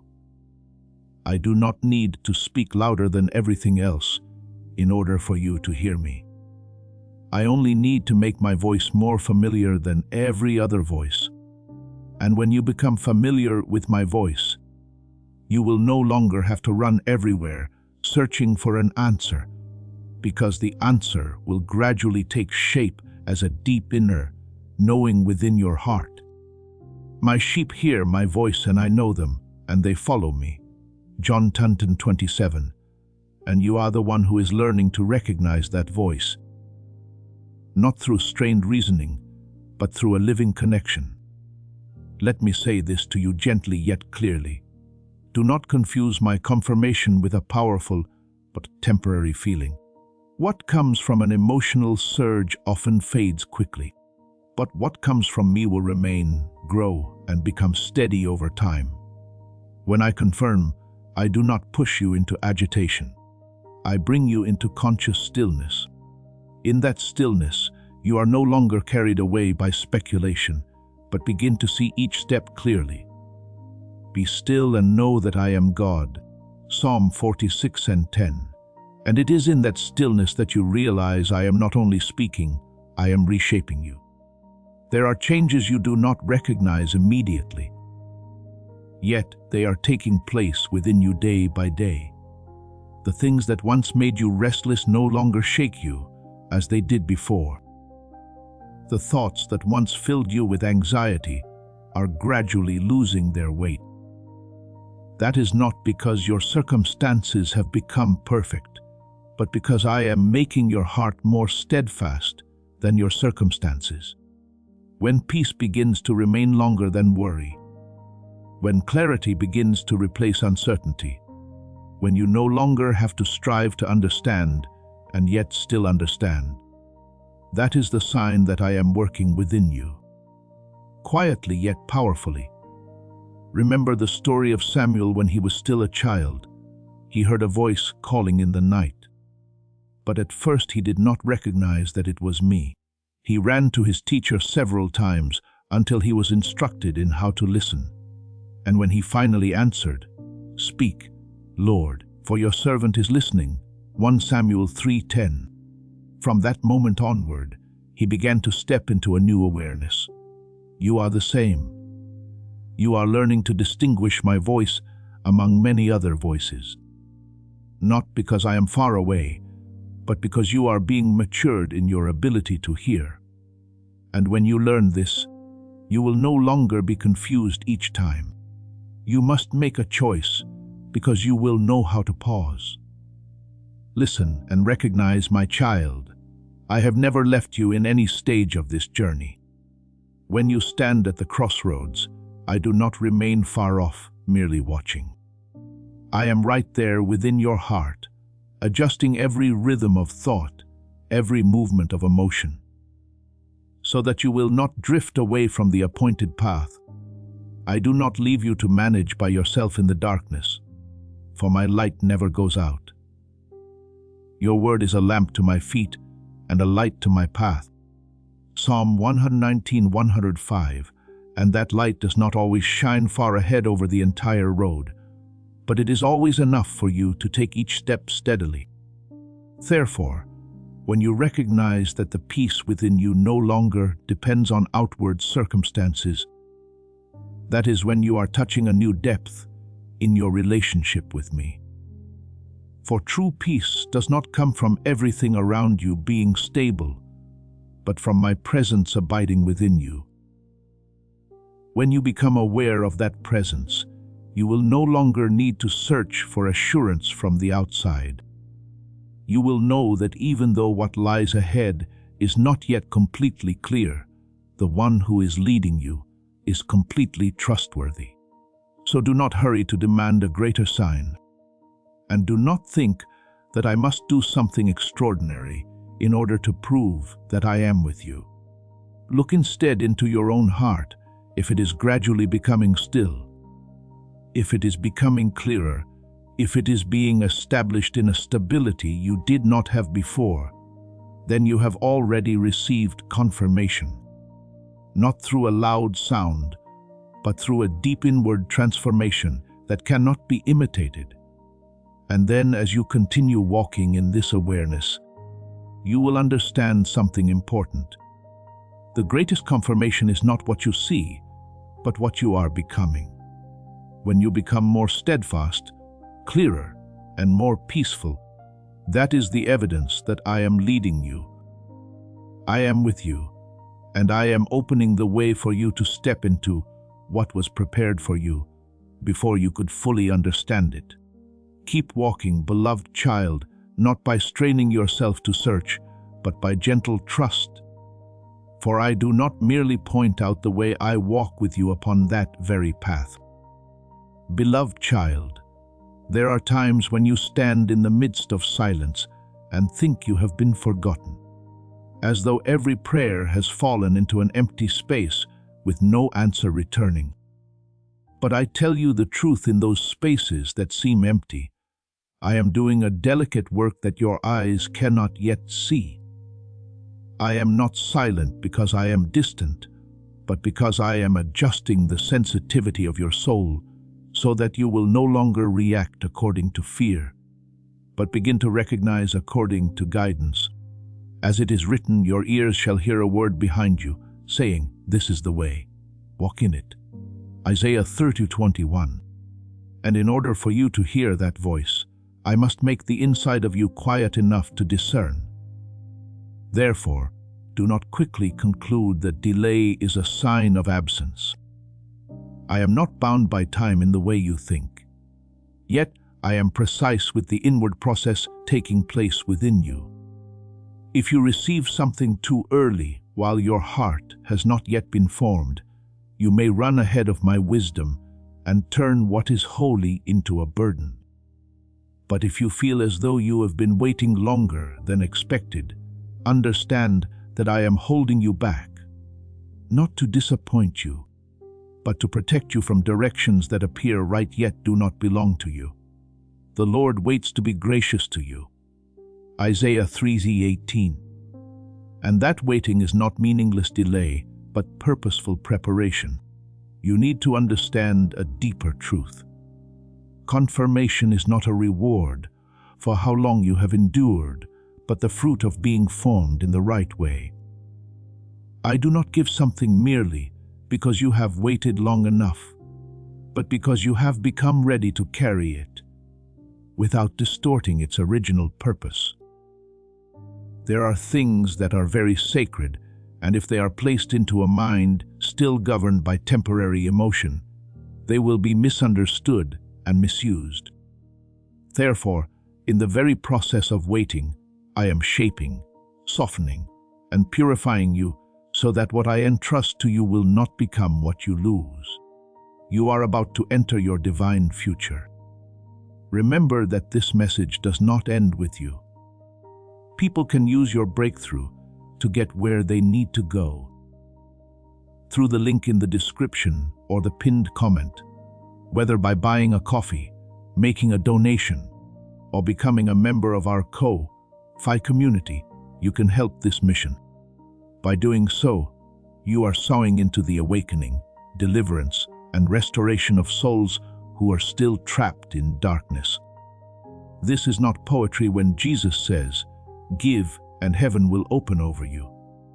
Every seed you plant turns into oil for your destiny, fire for your calling, and safety for your family. Now is your time, my child. Have faith, and as you do, watch God multiply what you let go of. The potter reworked the vessel as it seemed good to him. Jeremiah 18:4, and you are the vessel I am patiently forming. Remember Abraham, the one who received the promise of descendants as numerous as the stars of heaven. He did not simply receive the promise and immediately see the result. He walked through seasons in which every sign seemed to contradict what had been spoken. There were nights when he looked up at the sky, saw countless stars, and yet his heart still faced the emptiness of the present. But in those very nights, I was doing something deeper than giving him a son.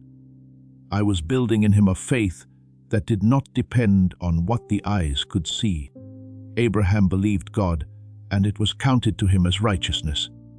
Genesis 15:6, and that faith was refined not in fullness but in waiting.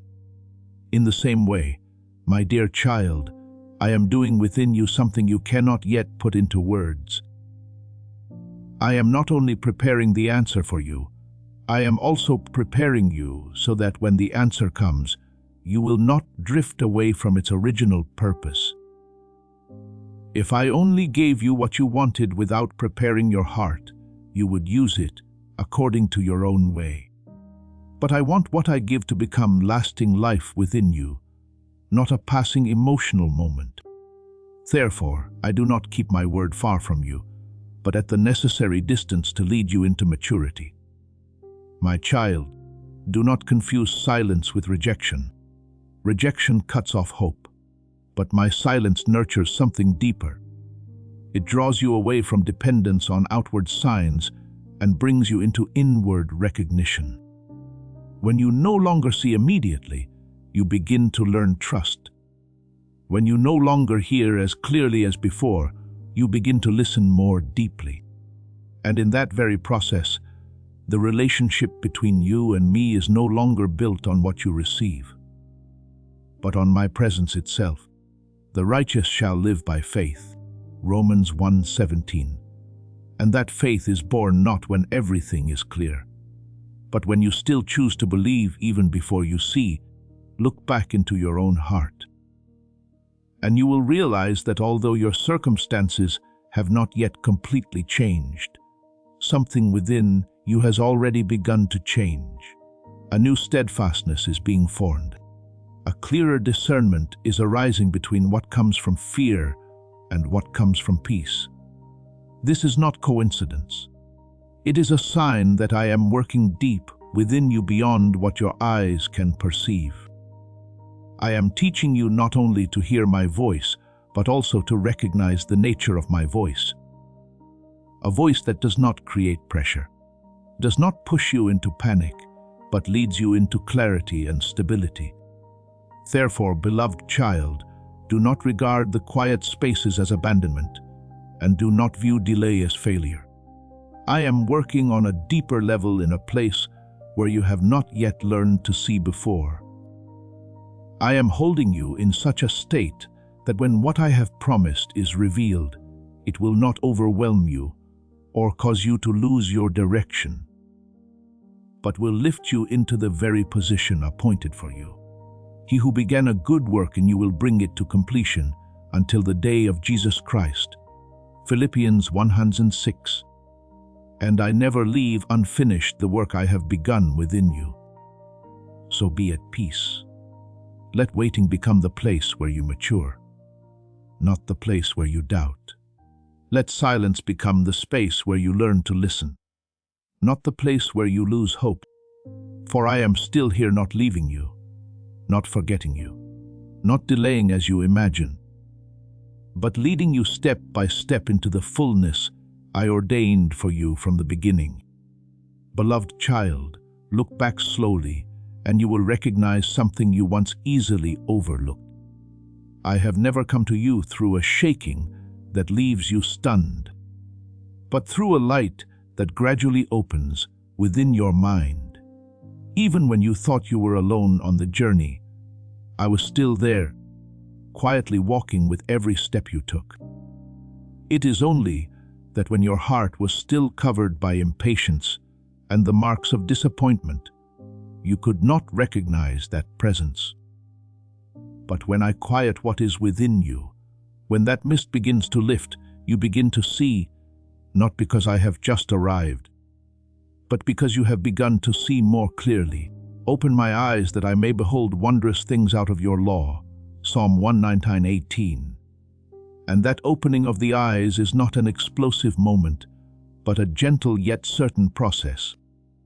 Therefore, when I confirm something in your life, it does not come like a whirlwind that sweeps you away, but like a deep repositioning within the soul.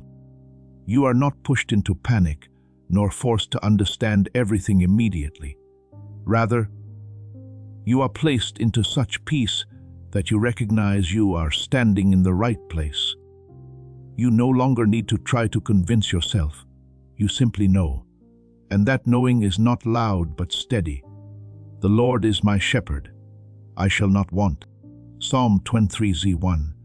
And when you truly recognize this, your heart will speak silently. You have never been abandoned, never wandered out of the hand of the one who is leading you. I do not confirm so that you will be carried away by emotional intensity. For the things that come from emotion often fade quickly. I confirm so that you may stand firm. What I do within you is not meant to make you feel strong for a moment, but to make you steadfast through every season. It is like a traveler moving through dry land, thinking he has lost his way until he sees a small light on the horizon. That light is not so bright that it blinds his eyes, but it is enough to say that he is still walking in the right direction. And that very sufficiency, not too much, not too little, is the way I lead you. Remember the story of the two disciples on the road to Emmaus. They walked in confusion, their hearts heavy with disappointment over what they did not yet understand. I walked with them the entire way, speaking with them and explaining the scriptures to them. Yet they did not recognize me immediately. Only when their hearts were opened, only when their eyes were enlightened, did they understand that I had never left them for even one step. Luke 24:131. You are the same. There are stretches of road where you think you are walking alone. But in truth, I am right beside you, waiting for the moment when your heart becomes still enough to recognize me. My child, the greatest change you are going through is not found in the circumstances around you, but in your very ability to listen. I am making your spiritual ears purer. The noises that once pulled you away no longer have the same power as before. The invitations that once made you waver are now losing their attraction. Not because the outside world has become silent, but because the inside of you has been reordered. He who has an ear, let him hear what the Spirit says to the churches. Revelation 27. And you are entering a season in which hearing is no longer an emotional reaction, but a deep recognition. When you learn to listen in this way, you will know when to pause. Even when everything around you urges you to move forward, you will know when to step out, even when you cannot yet see the whole road. And you will also know when to stand still, not because you are afraid, but because I am saying, be quiet and trust. The Lord will fight for you, and you have only to be silent. Exodus 14:14. And in that silence, you are not losing your opportunity. You are being kept in divine precision. Therefore, do not search for great signs to confirm that I am with you. Look instead at the transformation taking place within you. If you find yourself more peaceful in the midst of things that once made you anxious, if you find yourself clearer without having to strive excessively, if you find yourself steadier even though your circumstances have not yet changed, then you are already in the place of confirmation. I am setting you in your rightful position, not through force, but through gentle guidance that cannot go astray. So, beloved child, continue walking with a light heart. Do not fear that you will miss me, for I am not hiding myself from you. I am only teaching you to see in a new way, to hear in a new way, and to live according to a new rhythm. And when you become familiar with that rhythm, you will no longer need loud sounds in order to believe. You will walk with a deep awareness that I am here. I am leading, and I have never released your hand, even in the moments when you thought you were walking by yourself. Beloved child, quiet your heart and hear me speak with a firmness that cannot be shaken. You have not heard wrongly. What you are going through is not a wandering from the way, but a season in which what is right has not yet revealed its full form. There are times when the light is already present, but your eyes have not yet become accustomed to its intensity. So you think you are still in darkness, not because the light has changed, but because your position is being adjusted as it is written. The light shines in the darkness, and the darkness has not overcome it. John 1:5. And I am teaching you not only to see the light, but also to recognize it even when it is not yet clear in the way you expected. Therefore, do not let delay cause you to doubt what I have planted in your heart. When the appointed time has not yet come, everything may appear scattered as though it has not yet joined together into a complete picture. But I do not work in confusion when the hour I have appointed opens. What once seemed unclear will arrange itself with precision, and you will recognize that I was there from the very beginning. For the vision awaits its appointed time. If it seems slow, wait for it. It will surely come. Habakkuk 2:3. What I have promised does not need you to force it into being. It needs you to trust long enough to see it revealed. Learn to recognize my seal, for I do not hide from you the marks of true guidance. Everything that comes from me carries a deep inward peace, not a passing comfort, but a stable foundation within you. When that peace is present, it does not depend on outward circumstances, nor is it broken by the changes around you. The peace of God, which surpasses all understanding, will guard your hearts and your minds. Philippians 4:7. And that very guarding is my evidence that you are within my guidance. Let me speak more clearly so that you will no longer be confused. If something draws you closer to me, makes you quieter, clearer, and no longer forces you to strive in order to understand, then that is my mark. I do not make you chase after answers.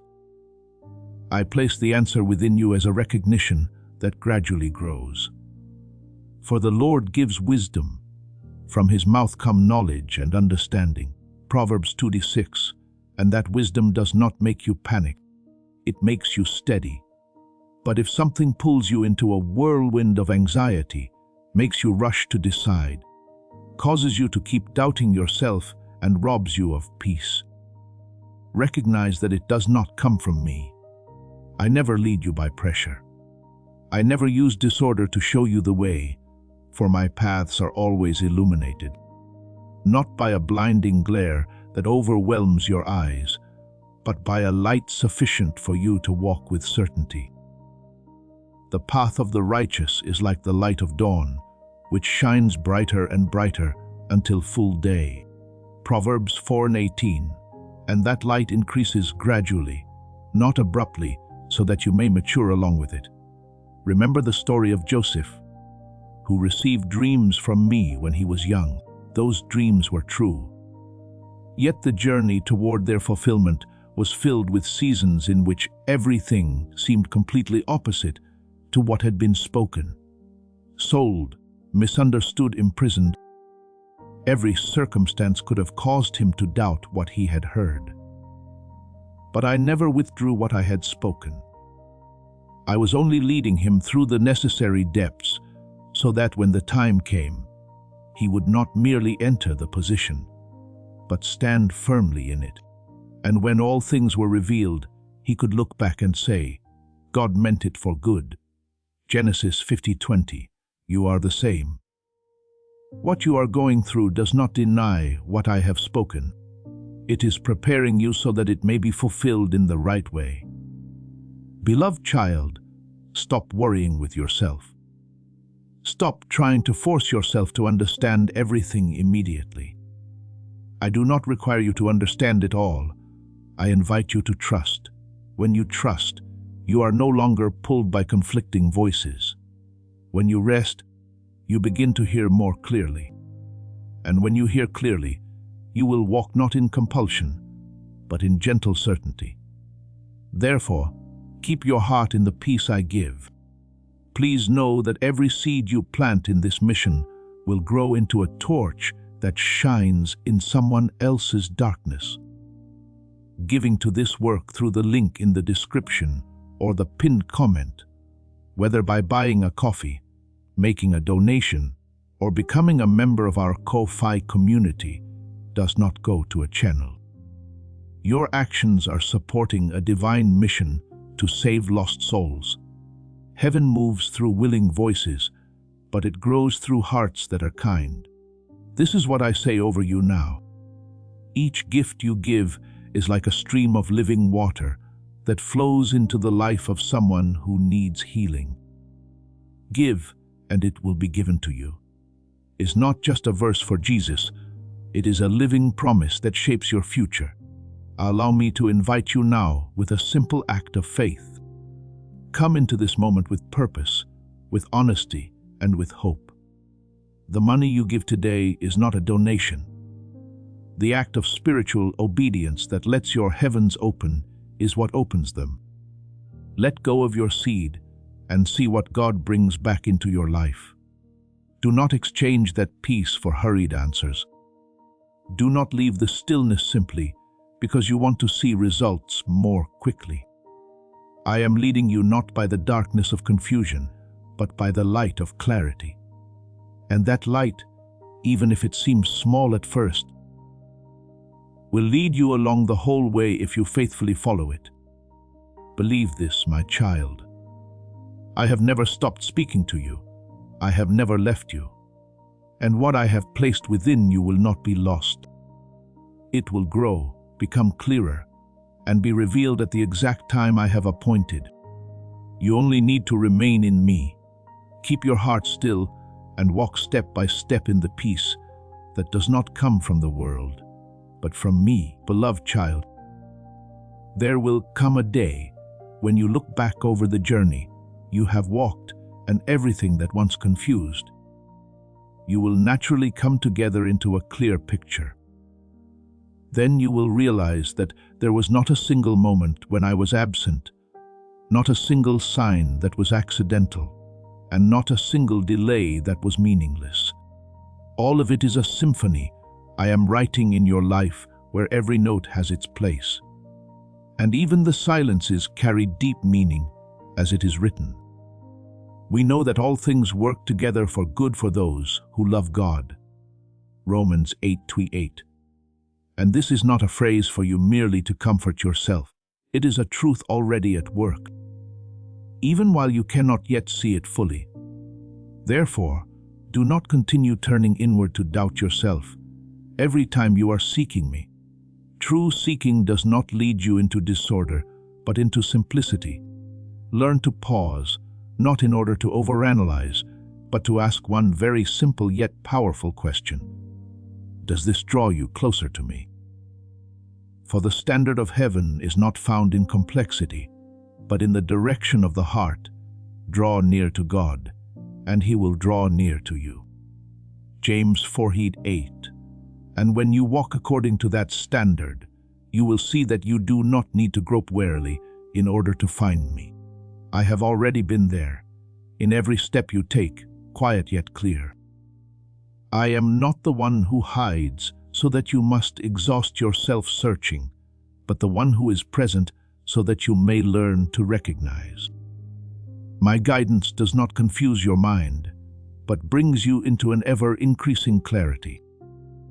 When you are walking in the right direction, you will not feel forced to understand everything at once, but will gradually see all things open according to a rhythm of peace. The path of the righteous is like the light of dawn, which shines brighter and brighter until full day. Proverbs 4:18. And you are within that process of light, not hurried, but certain. My dear child, let me touch the deepest place within your heart, the place where you have once battled with yourself.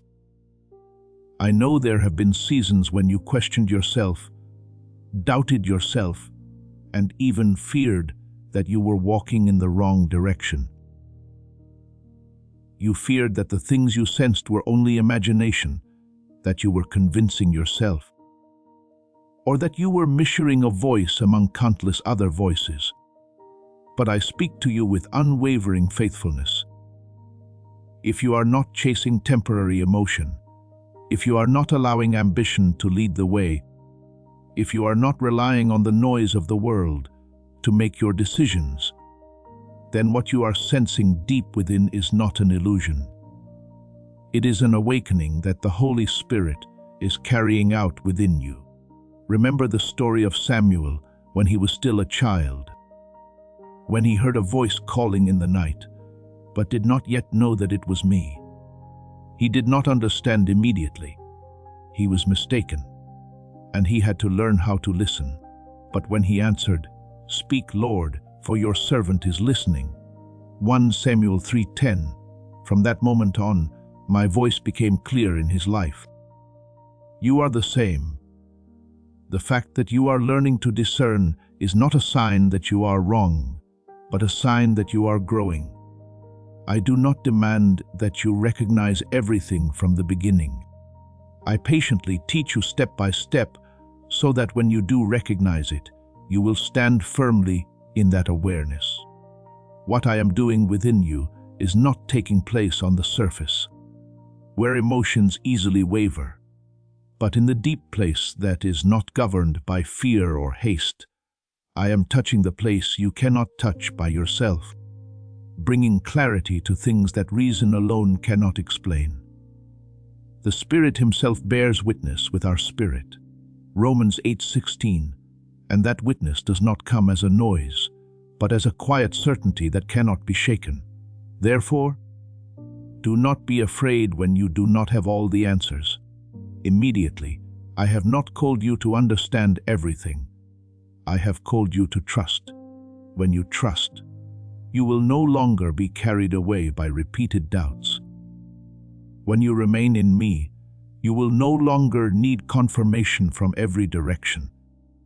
The greatest confirmation will come from within you, a peace that cannot be fabricated, a clarity that needs no argument, a steadiness that does not depend on circumstances. Let your heart rest in this truth. You are not walking alone. You have never walked alone. Even when you thought you were taking steps by yourself, I was still there, guiding the smallest movements of your life. And as you continue to walk in this awareness, you will gradually see that everything is coming together, not by your own effort, but by my faithfulness. So, beloved child, lay down the doubt that has been making you weary. Hold on to simplicity of heart. Walk with a gentle yet profound question. Does this bring you closer to me? And when you remain faithful to that question, you will no longer lose your direction. For I, the one who is with you, will always lead you into the place where there is light, where there is peace, and where you become whole within the eternal plan I have appointed for you. Beloved child, recognize this with a quiet heart. I am not bringing you into a strange reality, nor am I placing within you something that does not belong to you. What I am doing is opening your eyes so that you may rightly see what has always existed in my plan for you. I am not changing the nature of the path. I am changing your perspective so that what once seemed faint may now become clear. As it is written, their eyes were opened, and they recognized him.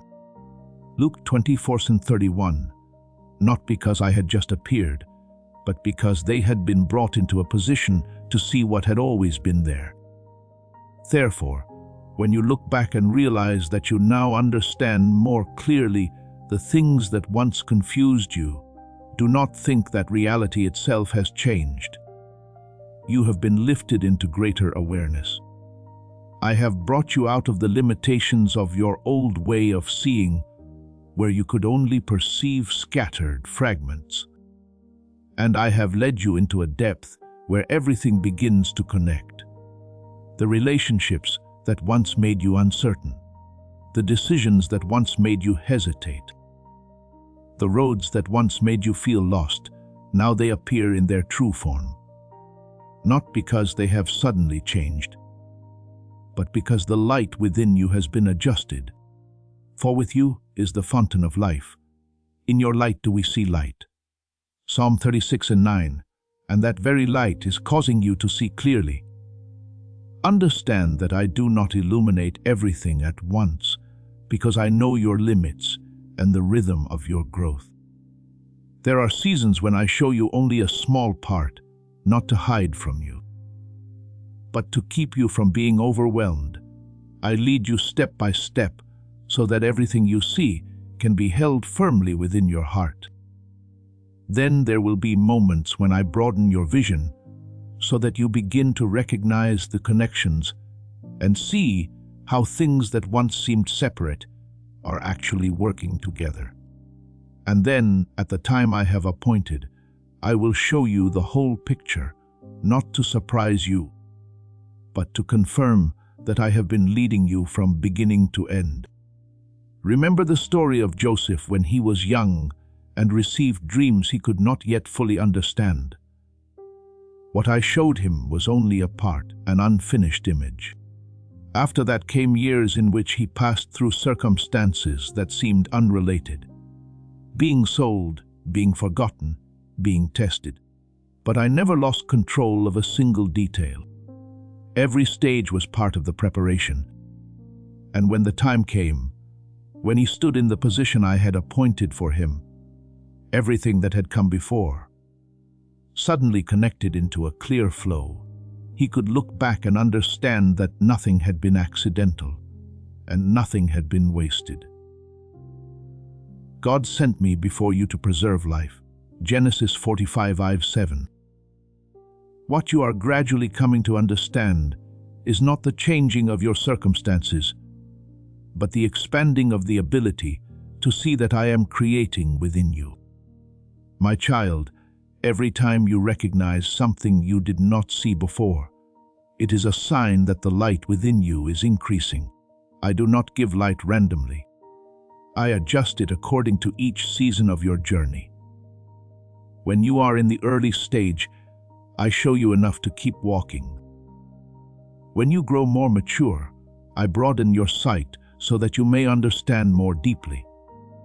And when you are steady enough, I allow you to see the whole landscape, so that you may recognize that no step you have taken has been meaningless. For now we see in a mirror dimly, but then face to face. 1 Corinthians 13:12, and you are moving from what is dim toward what is clear. One step at a time. Do not be afraid when you do not yet see everything. Do not think that I am withholding something from you. I am simply leading you in a way that your soul can receive without being overwhelmed. If I showed you everything all at once, you would not be able to stand firm. But when I reveal it piece by piece, you do not only see, you also mature in what you see. And that very maturity causes what I reveal to become not merely knowledge, but life within you. Therefore, let your heart be at peace in this process. When you find yourself gradually understanding more clearly the things that once seemed vague, know that I am working. When you recognize connections you did not see before, know that I am leading you deeper. And when one day you see the complete picture, you will no longer ask why, but will speak with recognition. You are always there guiding every detail, every step, every moment. So, beloved child, continue walking with trust. Do not force yourself to understand everything immediately. Let my light work within you according to my rhythm. For I am not only showing you the path, I am making you into someone who can walk firmly upon that path. And as you walk in my light, you will not only see more clearly, you will also become clearer in the very purpose I placed within you from the beginning, beloved child. Let this image settle deeply within your heart in the middle of a space filled with noise, where everything is moving and pulling you in many different directions. You still stand there and then you meet my gaze. No words are needed. No powerful gesture is required. Only one look. Yet in the very moment you recognize that gaze, something changes within you. You are no longer panicked. Not because the circumstances around you have become quiet, but because you know you are not lost. You know you are seen and held in a safe place. Fear not, for I am with you. Be not dismayed, for I am your God. Isaiah 41:10. And that presence does not always remove the circumstance, but it always establishes a firm foundation within your soul. That is the way I work in your life. I do not necessarily remove every noise around you immediately, but I place within you a stable axis, a point of support that cannot be shaken by what happens externally. When that axis is established, you are no longer swept away by every sound, every movement, every pressure.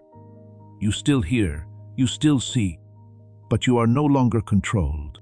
You keep him in perfect peace whose mind is stayed on you because he trusts in you.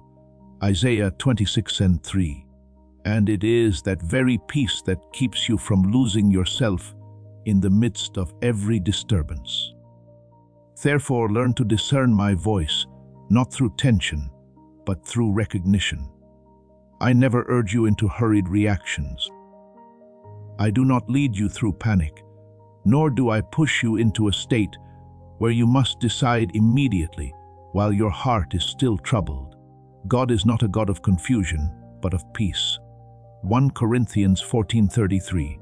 So, whatever causes you to lose clarity, whatever rushes you so much that you can no longer remain at peace, recognize this, that is not me speaking. Let me open a deeper distinction for you. What comes from me does not require you to strain in order to understand. It does not force you to act immediately to prove anything. It comes with a quiet certainty, not loud, yet undeniable. As this awakening grows inside you, know that helping with this mission is not a joke. It is a sign from God. You can support this work through the link in the description or the pinned comment, whether by buying a coffee, making a donation, or becoming a member of our Ko-Fi community. By doing so, you become part of Jesus' plan to save souls who are still stuck in fog. Every seed turns into light that fights against darkness. If you water others, you will be watered yourself, Jesus says. This is not history. It is a living promise about your future. Come into this moment with faith and a plan. What God has already planned for your life can be unlocked through your giving. When I confirm you, you will sense a stable peace accompanying it, like a stream of water flowing steadily without interruption. But when something does not belong to me, even if it appears right on the surface, it will pull you out of inward rest, making you tense, hurried, and continually doubtful of yourself. For the Lord will be your confidence and will keep your foot from being caught. Proverbs 3:26. And that protection often begins with me keeping your heart in peace. My child, I do not want you to live by analyzing every detail until you are exhausted. I am teaching you another way, a way rooted in familiarity. When you remain in my presence long enough, you will begin to recognize my rhythm. Not through strained reasoning, but through deep perception. You will know what is mine. Not because you can prove it, but because it carries the mark that only I can create. A peace that cannot be fabricated, a clarity that does not pressure, a steadiness that does not depend on circumstance. Remember the story of Elijah when he sought me among powerful manifestations. A great wind passed by. An earthquake shook the ground and fire blazed forth. But I was not in those things. Then came a gentle, quiet whisper, and in that I revealed myself. 1 Kings 19:11-12. Do you see? I do not need to be loud in order to be recognized. I only need you to be still enough to hear. And when you learn to recognize me in that gentleness, you will no longer be deceived by things that are noisy yet empty. Therefore, do not be afraid if you do not have the strong signs you once expected. Look into your heart if you are being drawn into quietness. If you are becoming clearer without having to strive, if you are sensing an inexplicable stability, then you are within my guidance. I do not need to make everything around you change immediately in order to prove that I am here. I only need to place within you a foundation that nothing outside can destroy. So, beloved child, continue to abide in me. Do not run after voices that make you hurry. Do not let pressure push you out of rest. Learn to recognize me through an ever-deepening familiarity, like a child recognizing the voice of his father among countless other sounds. And when you become familiar with my rhythm, you will no longer need to worry that you will miss here. For my voice will become the clearest thing in your life, not because it is the loudest, but because it is the truest. Beloved child, let me lead you to look deeply into what I placed within you from the beginning. When you enter a place, even before you need to judge or analyze it, you still know something, an atmosphere that is either light or heavy, either open or closed. That recognition does not come from reason, but from a deeper layer within you where your soul responds before words have time to form. And I tell you, this is not accidental. I place that ability within you, and now I am making it more refined and clearer through each stage of your growth. The spiritual person judges all things. 1 Corinthians 20:15. And that judgment is not dry analysis but a living recognition from within. Therefore, do not take lightly the deep responses within your heart. When you hear something, when you stand before a direction, if your soul suddenly opens, if there is a gentle widening, a peace that needs no explanation, a sense of being placed rightly, recognize that I am touching you. I do not need to overwhelm you in order to confirm. I only need to place within you a steadiness that nothing external can imitate. The peace of God will guard your hearts and your minds. Philippians 14:7. And that very guarding is my seal, not emotional intensity, but quiet steadfastness. But likewise, my dear child, if something causes your soul to contract, if you feel a subtle jolt that is difficult to name, a heaviness descending, a vague darkness covering the inside of you, do not ignore it. That is not your weakness, but a protective system I have placed within you. I do not want you to rely only on reason when making decisions, because reason can be influenced by many things. But your spirit, when connected with me, will respond more truthfully. Keep your heart with all vigilance, for from it flow the springs of life. Proverbs 423. And from that very place I am speaking to you in the deepest way. I am training you not to become more tense in discernment, but to become more familiar with my rhythm. When you remain in me long enough, you will not need to overanalyze in order to know what is right. You will sense it not according to surface emotion, but according to a deep inner recognition. What comes from me will not coerce you, will not take away your rest, and will not pull you into confusion.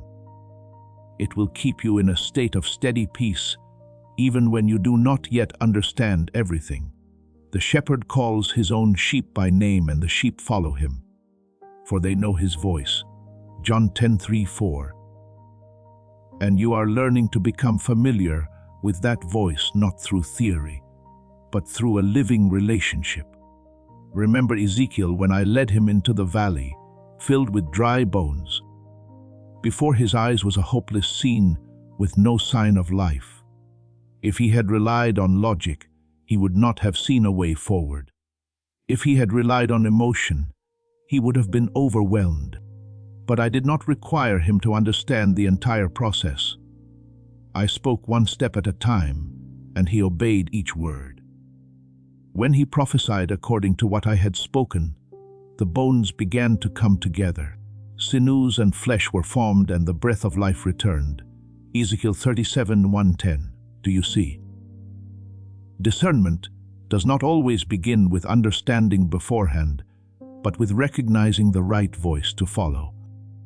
Beloved child, I do not expect you to become someone who is immediately certain about every detail. I am teaching you something deeper, to trust the recognition I have placed within you. When you learn to listen to the response of your own spirit, you will no longer be pulled away by eloquent, yet empty words. You will no longer be deceived by things that appear right, but carry no life. For what comes from me always carries life, even when it is gentle, even when it is not loud. Therefore, when you step into any circumstance, do not ask only what seems most reasonable. Listen. Is your spirit opening, or is it contracting? Are you being drawn into peace or pushed into tension? That is the language I am using to speak to you. And when you remain faithful to that language, you will no longer have to grope through uncertainty. You will walk one step at a time with an increasingly clear recognition that I am leading you not through noise, but through the life moving within you. Beloved child, there are times when you come to me with a very clear question in your heart. Where should I go? Which direction should I choose? But I, in the gentleness of the one who never changes, do not rush to answer in the way you expect. I use the very moment of your seeking to reset a deeper foundation within you, that you have never been lost. You may feel as though you are standing at many crossroads, but in my eyes, you are not a drifting soul. I have called you by your name. Isaiah 4:3-1. And when I call you by your very name, it means I know exactly where you are. I know what you are passing through, and I have not taken my eyes off you. Therefore, before you search for direction, let your heart rest in this truth. You are being held, not held from a distance, but enclosed within a spiritual orbit I established beforehand. The steps you have taken, the choices you have weighed, even the times when you felt hesitant, All of them are within my loving observation. A man's ways are before the eyes of the Lord, and he ponders all his paths. Proverbs 5:21. And that pondering is not to condemn you, but to lead you in the proper rhythm of my intention. When I confirm you, I am not only speaking about what will happen ahead. I am touching the deepest part of your soul and declaring something you need to remember. You are not forgotten. There is no moment when you fall out of my flow. There is no second in which you are overlooked. My confirmation is not merely instruction. It is a living seal, a reminder that you are seen, heard, and guided step by step. The eyes of the Lord are toward the righteous, and his ears toward their cry. Psalm 34:15. And that means that even when you do not yet see the answer, I am already there listening and acting. Remember the story of the shepherd who went to find the lost sheep. When one sheep left the flock, the shepherd did not stand still and wait for it to find its own way back. He went out, searched, and when he found it, he placed the sheep upon his shoulders and brought it home. Luke 15:4-5. But my child, I want you to understand this more deeply. You are not a sheep left abandoned until I remember you. From the beginning, you have been within my sight. And even when you thought you were walking alone, I was still there, not only to find you, if you became lost, but to keep you even when you had not yet realized you were being kept. What I am doing within you is not a temporary intervention, but a continual leading. I do not step in and then withdraw.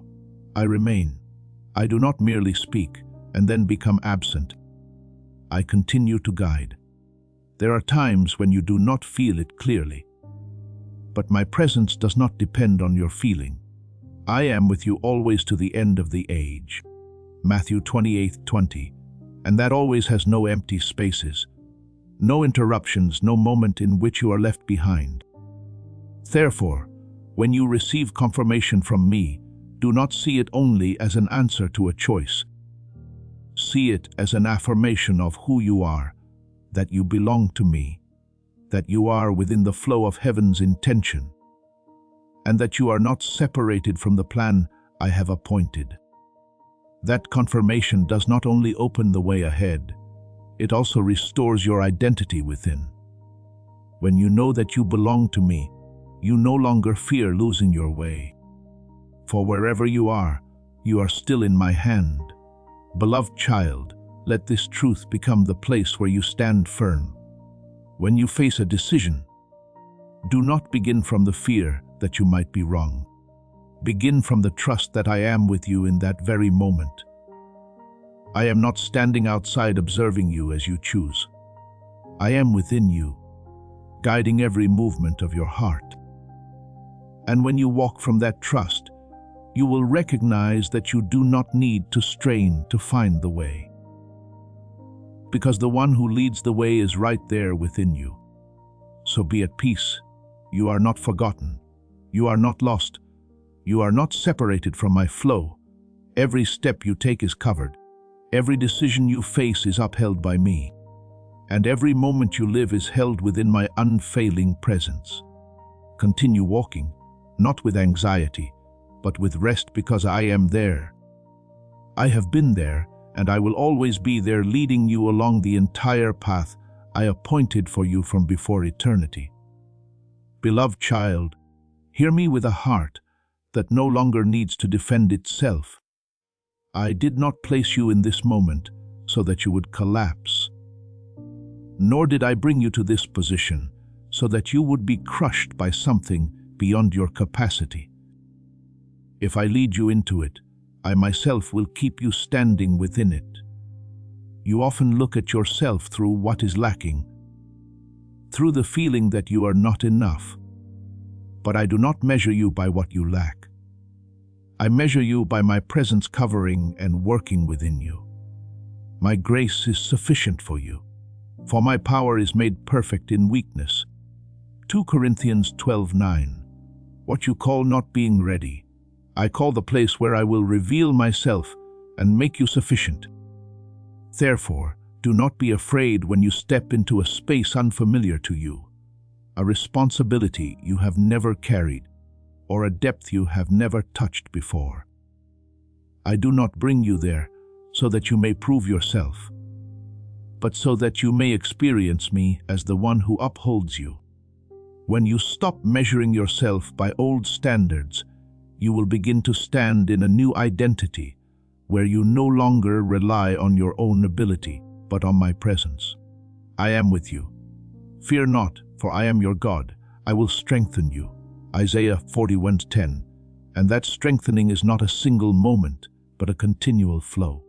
Now, let me do something deeper within you. I speak and open your eyes, not only so that you may see the road ahead, but so that you may see the true nature of everything around you. I open your eyes so that you will no longer confuse what belongs to me with what only resembles me in outward form.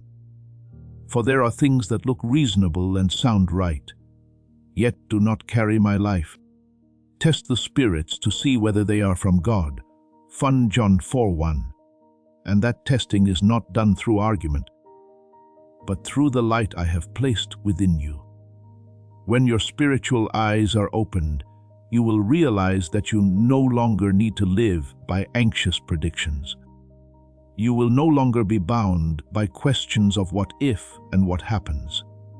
If because you will begin to see my hand at work, even in the present moment. Recognition is not predicting the future. It is seeing clearly the guidance that is happening right now. We walk by faith, not by sight. 2 Corinthians 5:7. And that faith opens your eyes to see what ordinary vision cannot perceive.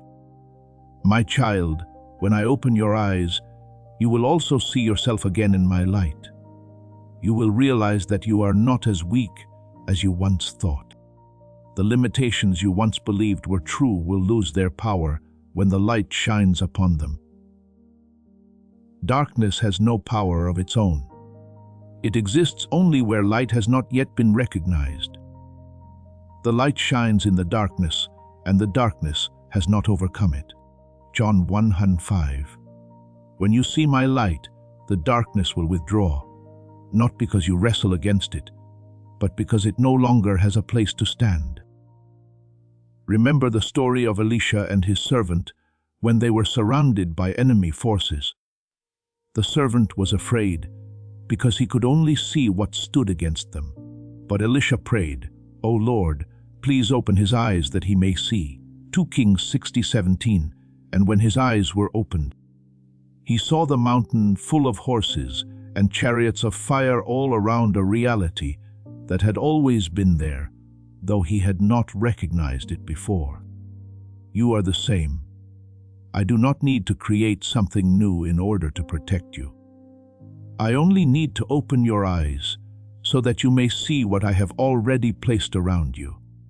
So, beloved child, the opening of eyes that I give is not only so that you may see the way, but so that you may see your position in me. You will no longer feel lost because you will recognize that you are right within the process I am carrying out. You are not being left behind, nor are you being pushed into a place that does not belong to you. You are being held, guided, and positioned within eternal intention. The Lord will fulfill his purpose for me. Psalm 138. And that work includes placing you in the right place, at the right time, in the right role. Therefore, from this point onward, continue walking with a new awareness. Do not live by vague assumptions anymore. Do not let fear of the future blind you to what I am doing in the present. Live in the light I have placed within you. A light that does not merely show you the road, but establishes you in the authority I have appointed. When you walk in that light, you will not only see more clearly, you will also become more steadfast. You will not only move in the right direction, you will also stand in the right position. Be at peace, my child. I am here. I am leading you, and the light I have placed within you will not only guide you through this journey, but will also make you one who carries that light. Someone no longer defined by old limitations, but by my living presence within you, with you, and through you, until everything I have appointed is fully completed. Beloved child, pause for a moment and look deeply at what is taking place within you. When you have to strain too much to convince yourself, when you have to turn your thoughts over and over in order to make it right, when your heart is stretched between many directions and cannot find a place of rest, that is not a sign that you are moving closer to clarity. It is the moment when I am gently calling you to stop. Not to condemn you, but to teach you something deeper. Be still and know that I am God. Psalm 46:10. For true recognition does not come from force, but from the stillness where I can touch you. Do not quickly conclude that you are wrong when you fall into that state. In those very moments of confusion, I am training you to distinguish between my voice and the voice of inward disturbance. My voice does not require you to strive in order to believe. It carries a gentle certainty. You are about to enter your divine future. Remember that this message does not end with you. People can use your breakthrough to get where they need to go. Through the link in the description or the pinned comment, whether by buying a coffee, making a donation, or becoming a member of our Ko-Fi community, you can help this mission. By doing so, you are sowing into the awakening, deliverance, and restoration of souls who are still trapped in darkness. This is not poetry when Jesus says, "Give, and heaven will open over you." Every seed you plant turns into oil for your destiny, fire for your calling, and safety for your family. Now is your time, my child. Have faith, and as you do, watch God multiply what you let go of. But the voice of disturbance always demands that you make it right, that you reassure yourself, that you run in circles through your thoughts with no place to rest. I never lead you into that spiral, for God is not a God of confusion, but of peace. 1 Corinthians 14:33, and wherever I am present, there is order, rhythm, and steadiness. My child, let me open to you a deeper spiritual principle. Discernment does not come only from what you understand, but from the spiritual atmosphere of what you are facing. There is an atmosphere hidden behind every word, every decision, every direction. I am not calling you merely to look at the surface. I am calling you to learn to sense what is operating beneath it. The wisdom of the prudent is to discern his way. Proverbs 14:8. And that understanding is not merely analysis, but recognition through a soul connected with me. As you walk more deeply in me, you will recognize a difference that is very subtle yet very real. There are things that sound reasonable, logical, and persuasive. Yet your soul contracts as though something within you is quietly saying, "This is not it." Do not ignore that feeling. It is not weakness, but a warning I have placed within you. On the other hand, there are things that are not loud, not impressive, yet they carry a deep stillness, a sense that you are being placed exactly where you belong. The peace of God will guard your hearts and your minds. Philippians 4:7. And that very peace is a seal that cannot be imitated. Remember David when he had to face many choices and many voices around him. He did not rely only on his own wisdom. He continually inquired of me, continually sought confirmation from my presence. There were times when he listened to me and prevailed. And there were times when he acted according to his own thoughts and had to face the consequences. But through each of those moments, I was teaching him this. Not everything that appears right comes from me. And when he learned to return and asked me, he began to discern more clearly. Seek the Lord in his strength. Seek his face continually. Psalm 105:4. And it is in that seeking that discernment is formed. Beloved child, I do not want you to live in self-doubt, but neither do I want you to ignore the signals I place within your heart. When you feel stretched, pause it.